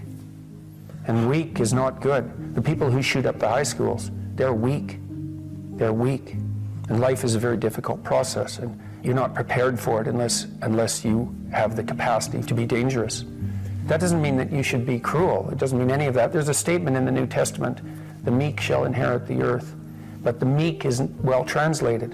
It means something more like, those who have swords and know how to use them but keep them sheathed will inherit the world. That's a way better way of thinking about it. You have to be powerful and formidable and then peaceful, in that order, right? And that's not the same as being naive and weak and harmless, which is what young men are being encouraged to be. It's like, that's a very bad idea. It's a very bad idea, because naive, weak, and harmless means that you can't withstand the tragedies of life. You can't bear any responsibility. You'll end up bitter. And when you get bitter, then you get dangerous. You don't treat adult men as if they're infants. You most want to find will be found where you least want to look. There's this old story that's from King Arthur, and King Arthur has these knights, right?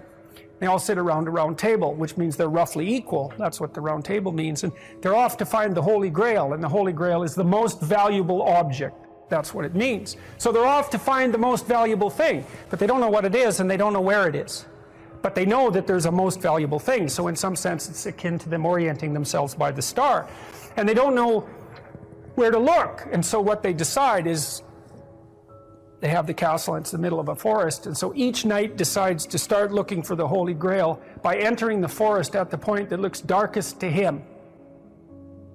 And so what's the idea there? Well, imagine there are things that come easy to you, and that you're fond of pursuing, and that you're happy about pursuing. So you've found those and pursued them, and you've mastered them. So you know all that, but then there's another place that you don't want to go. And so you haven't gone there, and you haven't mastered it, and you're very small in comparison to it because you haven't mastered it, and so it has this monstrous aspect. If what you're doing isn't working, it's where you haven't gone that you need to go. And so I can give you another example of this. So let's say you're an agreeable person, and so you don't like conflict, and you won't stand up for yourself, and you regard anger and the proclivity to provoke and to engage in conflict as something that's positively terrible. It's not only that you're not good at it, it's actually that it's wrong. So that's where you have to go if you're going to learn how to stand up for yourself. And imagine that you're afraid. Maybe you have something like agoraphobia. And so there's a whole bunch of things that you're afraid of, and you don't want to go there. But if you want to put yourself together, then that's exactly where you have to go. And so it's frequently the case that what you want to find is to be found where you least want to find it. And that idea is echoed in the prominent stories of dragons and gold. It's exactly the same idea. The dragon is this terrible thing. It's this terrible predatory thing that lives forever and is very, very wise. And it lives underground, and it'll kill you. It'll burn you up in a second. But it hoards gold. And so you have to go there into the dragon's lair if you're going to get the gold. And that's a representation of people's paradoxical relationship with reality. It's like you have to go out there and confront it in order to incorporate what it has to offer to you. But the probability that that's going to be intensely dangerous and push you right to the limit, first of all, those are actually the same thing. If it didn't push you to the limit, you wouldn't gain anything valuable from it. So you don't get one without the other. You don't get the gold without the dragon. That's a very strange, very, very strange idea. but it seems to be accurate. So all of that's lurking underneath this, in this imagery of the whale. Now, the whale, you can think of the story of Jonah.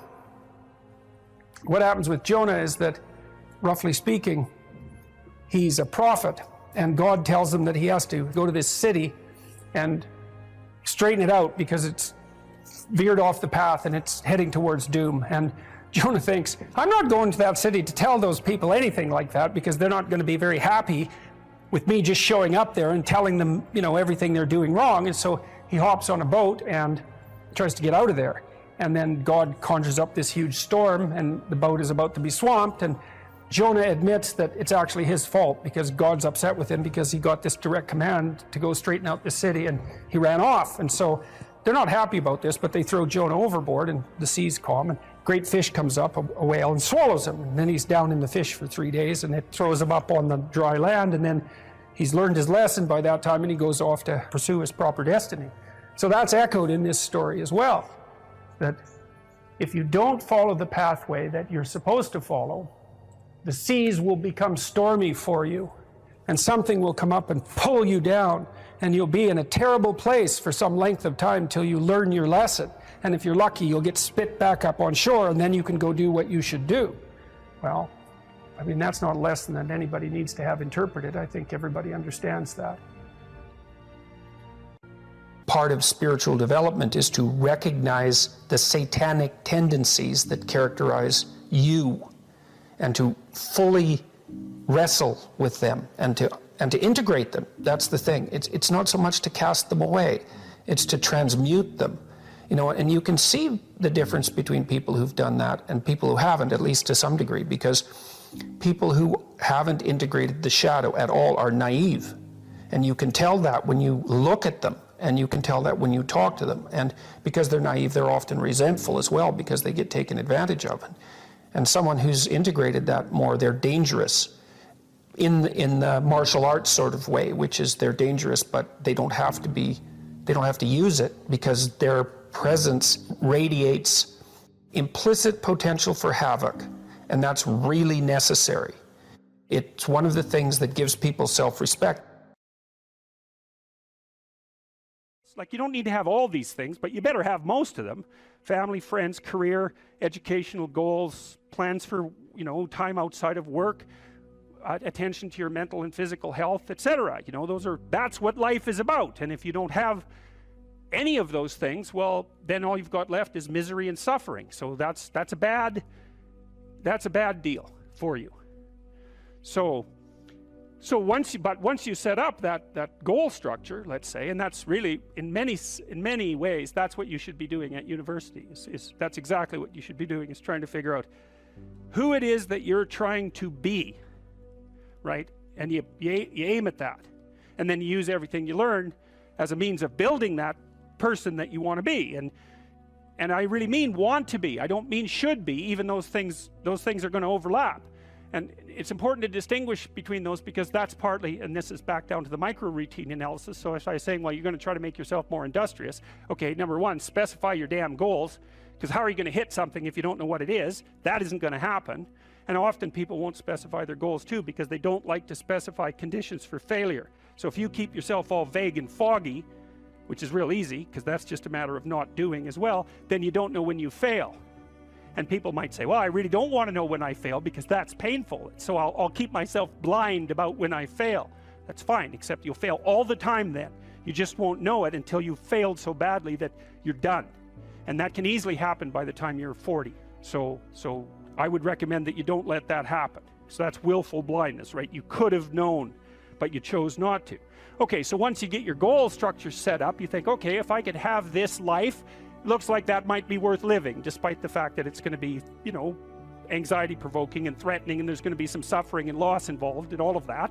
Obviously, the goal is to have a vision for your life such that, all things considered, that justifies your effort. Okay, so then what do you do? Well, then you turn down to the micro routines. It's like, okay, well, this is what I'm aiming for. How does that instantiate itself day to day, week to week, month to month? And that's where something like a schedule can be unbelievably useful. Google Calendar. It's like, make a damn schedule and stick to it. Okay, so what's the rule with the schedule? It's not a bloody prison. That's the first thing that people do wrong. They say, well, I don't like to follow a schedule.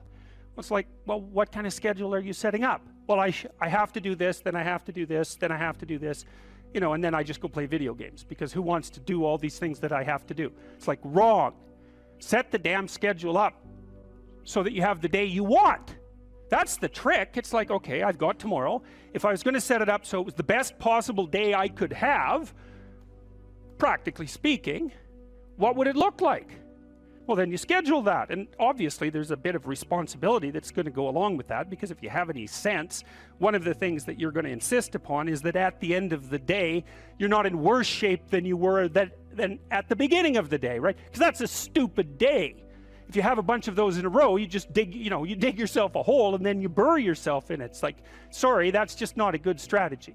It's a bad strategy. So maybe 20% of your day has to be responsibility and obligation, or maybe it's more than that, depending on how far behind you are. But even that, you can ask yourself, okay, well, I've got these responsibilities. I have to schedule the damn things in. What's the right ratio of responsibility to reward? And you can ask yourself that, just like you'd negotiate with someone who is working for you. It's like, okay, you got to work tomorrow.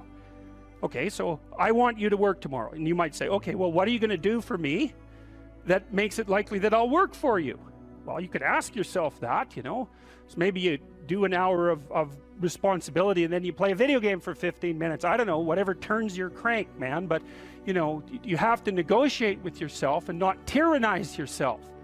Like you're negotiating with someone that you care for, that you would like to be productive and have a good life. And that's how you make the schedule. It's like, and then you look at the day and you think, well, if I had that day, that'd be good. Great. You know, and you're useless and horrible, so you'll probably only hit it with about 70% accuracy, but that beats the hell out of 0, right? And if you hit it even with 50% accuracy, another rule is, well, aim for 51% the next week, or 50.5% for God's sake, or because you're going to hit that position where things start to loop back positively and spiral you upward. And so that's one way that you can work on your conscientiousness, is plan a life you'd like to have. And you do that partly by referring to social norms. That's more or less rescuing your father from the belly of the whale. But the other way you do that is by having a little conversation with yourself about, as if you don't really know who you are, because you know what you're like. You won't do what you're told. You won't do what you tell yourself to do. You must have noticed that. It's like you're a bad employee and a worse boss. And both of those work, you know, for you. You don't know what you want to do, and then when you tell yourself what to do, you don't do it anyways. You should fire yourself and find someone else to be. But you know, my point is that you have to understand that you're not your own servant, so to speak. You're someone that you have to negotiate with, and you're someone that you want to present the opportunity of having a good life to. And that's hard for people because they don't like themselves very much. So, you know, they're always like cracking the whip and then procrastinating, and cracking the whip and then procrastinating. And it's like, God, it's so boring and such a pathetic way of spending your time. And you know what that's like, because you probably waste like 6 hours a day. And I think we did an economic calculation about that a while back, right? Your time's probably worth $50 an hour, something like that. I mean, you're not getting paid that now, but you're young, and so this is investment time, and what you do now is going to multiply its effects in the future. So let's say it's $50 an hour, which is perfectly reasonable. So if you waste 6 hours a day, and you are, then you're wasting about $2,000 a week, or about $100,000 a year. So like, go ahead, but that's what it's costing you every hour. And you need to know what your damn time is worth. So let's say it's not $50, it's 30, whatever. Maybe it's 100, it's somewhere in that range. One of the things you should be asking yourself is, when you spend an hour, was that, well, would have I paid someone $50 to have had that hour? And if the answer is no, it's like, well, maybe you should do something else with your time. And it depends on whether or not you think that your time's worthwhile. But the funny thing about not assuming that is, if you assume your time isn't worthwhile, what happens is you don't just sit around sort of randomly in a state of responsibilityless bliss. What you do is you suffer existentially. And so that seems like a stupid solution.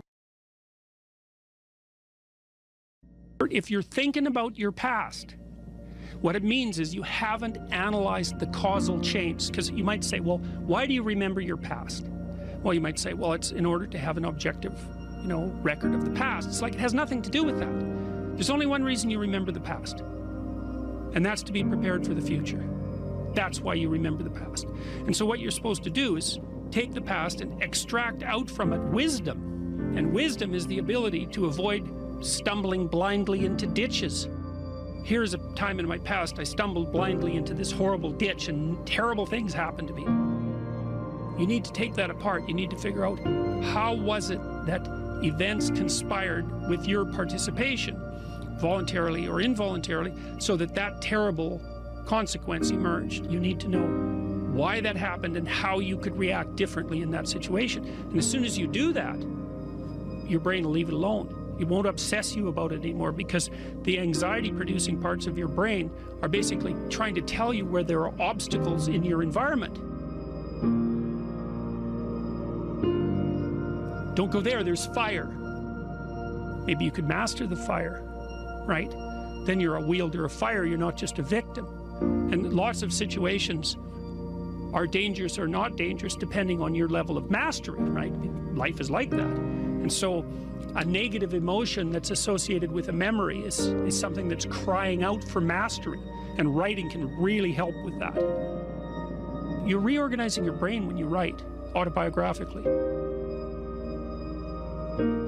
Imagine emotion, memories can be stored at different levels of your brain, from sort of primordial, reptilian, image-laden areas that are very emotional, up to finely articulated plans for your future life. Well, you want to take everything that's negative and emotional and transform that into a fully articulated vision for your future. And that frees you of your past. You shouldn't be thinking about your past. I mean, maybe if you're 80 and, you're going over a well-spent life, that's a whole different thing. But if you're 30, 35, or 20, and most of the time you're thinking about your past, it's like your soul is trapped back there. You need to free it through investigation. And the metaphysical language is appropriate, because that is, in a sense, what you're doing. You're trapped in the past. It's like you got to break free of that so you can use all your resources to move ahead into the future.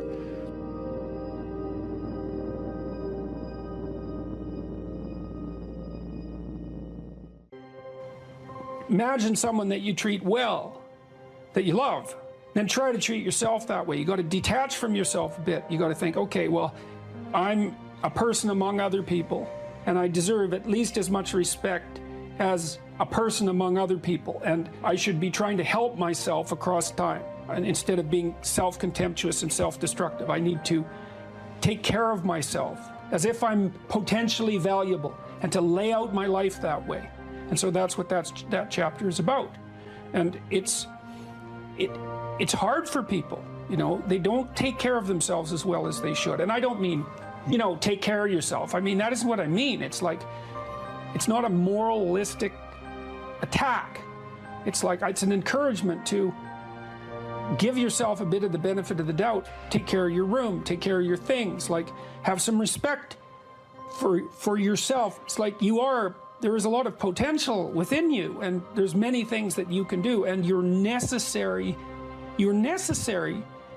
more than you think to the unfolding of things. Like, if you make a bunch of bad decisions, things get worse, not just for you, like things get worse.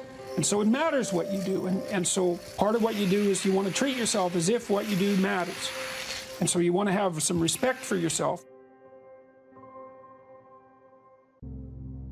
Young people like to think about ways to change the world, right? And that's actually a positive part of their development. It's a stage that the developmental psychologist Jean Piaget called the messianic stage, and he associated that with late adolescence. While young people want to change the world, the problem is that that's been harnessed into attempts to change other people. But that isn't what you should do. If you want to change the world, you should change yourself. In the sense that Alexander Solzhenitsyn said when he analyzed the Soviet Union, he said, don't be thinking that the line that divides good from evil runs down a political spectrum or countries or something like that. It runs right down the middle of your soul. And if you want to sort out the world, then what you do is you sort yourself out. It's a serious business. They say it's more difficult to rule yourself than to rule a city.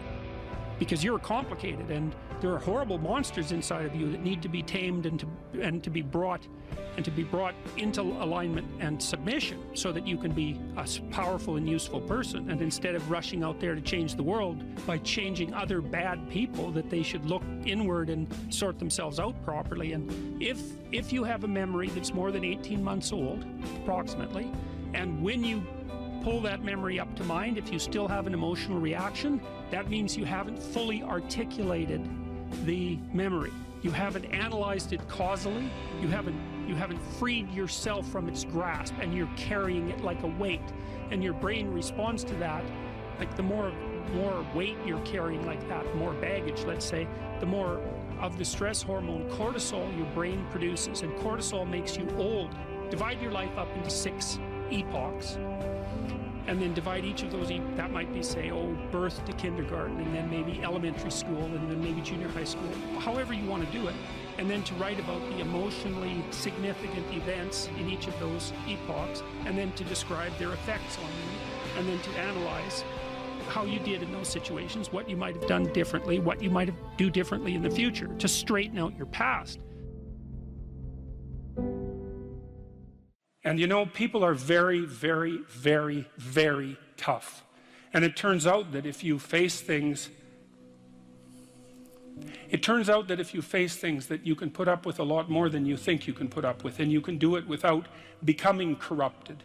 And she did recover quite fully, and much as a consequence of her own machinations, because she figured out what was wrong with her and then took the necessary steps to fix it, which is nothing short of a bloody miracle as far as I'm concerned. And anyways, part of the cat bit is, I actually start by talking about our dog, who actually died about a year ago, but he's still alive in the book. I let people know, because dog lovers love dogs, and if you love cats, then they think you don't like dogs, and then they think they don't like you. So I also point out at the beginning of the chapter that, if you want to pet a dog on the street, that's okay too, so you don't have to get up in arms about it. But the idea is that, you have to be alert when you're suffering. You have to be alert to the beauty in life, the unexpected beauty in life. And that's kind of what I was trying to get across with the idea of the cat. There's this cat that lives across the street from us called Ginger, and Ginger's a Siamese cat. And cats really aren't domesticated, technically speaking. They're still wild animals, but they kind of like people. God only knows why, but they do, And so Ginger will come wandering over, and our dog looks at her, but they're friends, and she rolls over on his back, and Seiko used to, nose her a bit, and then she'd kind of mosey over and let you pet her if she was feeling like it that day. And you have to look for that little bit of sparkling crystal in the darkness when things are bad. You have to look and see where things are still beautiful and where there's still something that's sustaining. And you narrow your time frame, and you be grateful for what you have, and that can get you through some very dark times, and maybe even successfully if you're lucky. But even if unsuccessfully, then maybe it's only tragic and not absolute hell. And you can do that, in the worst situation. You can make it only tragic and not hell.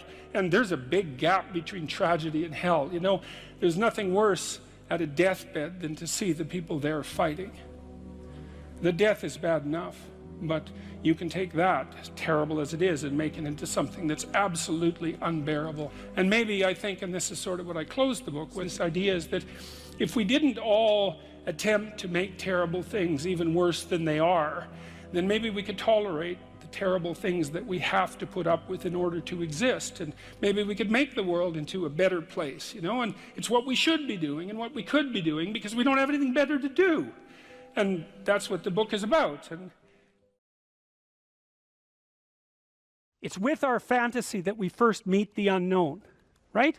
Well, look, say you're going out with a new person. It's like, what do? You project a fantasy on them, and then you fall in love with the fantasy. And aren't you stupid? Because you're going to find out that the match between your damn fantasy and the actual person is tenuous at best. And so Jung would call that a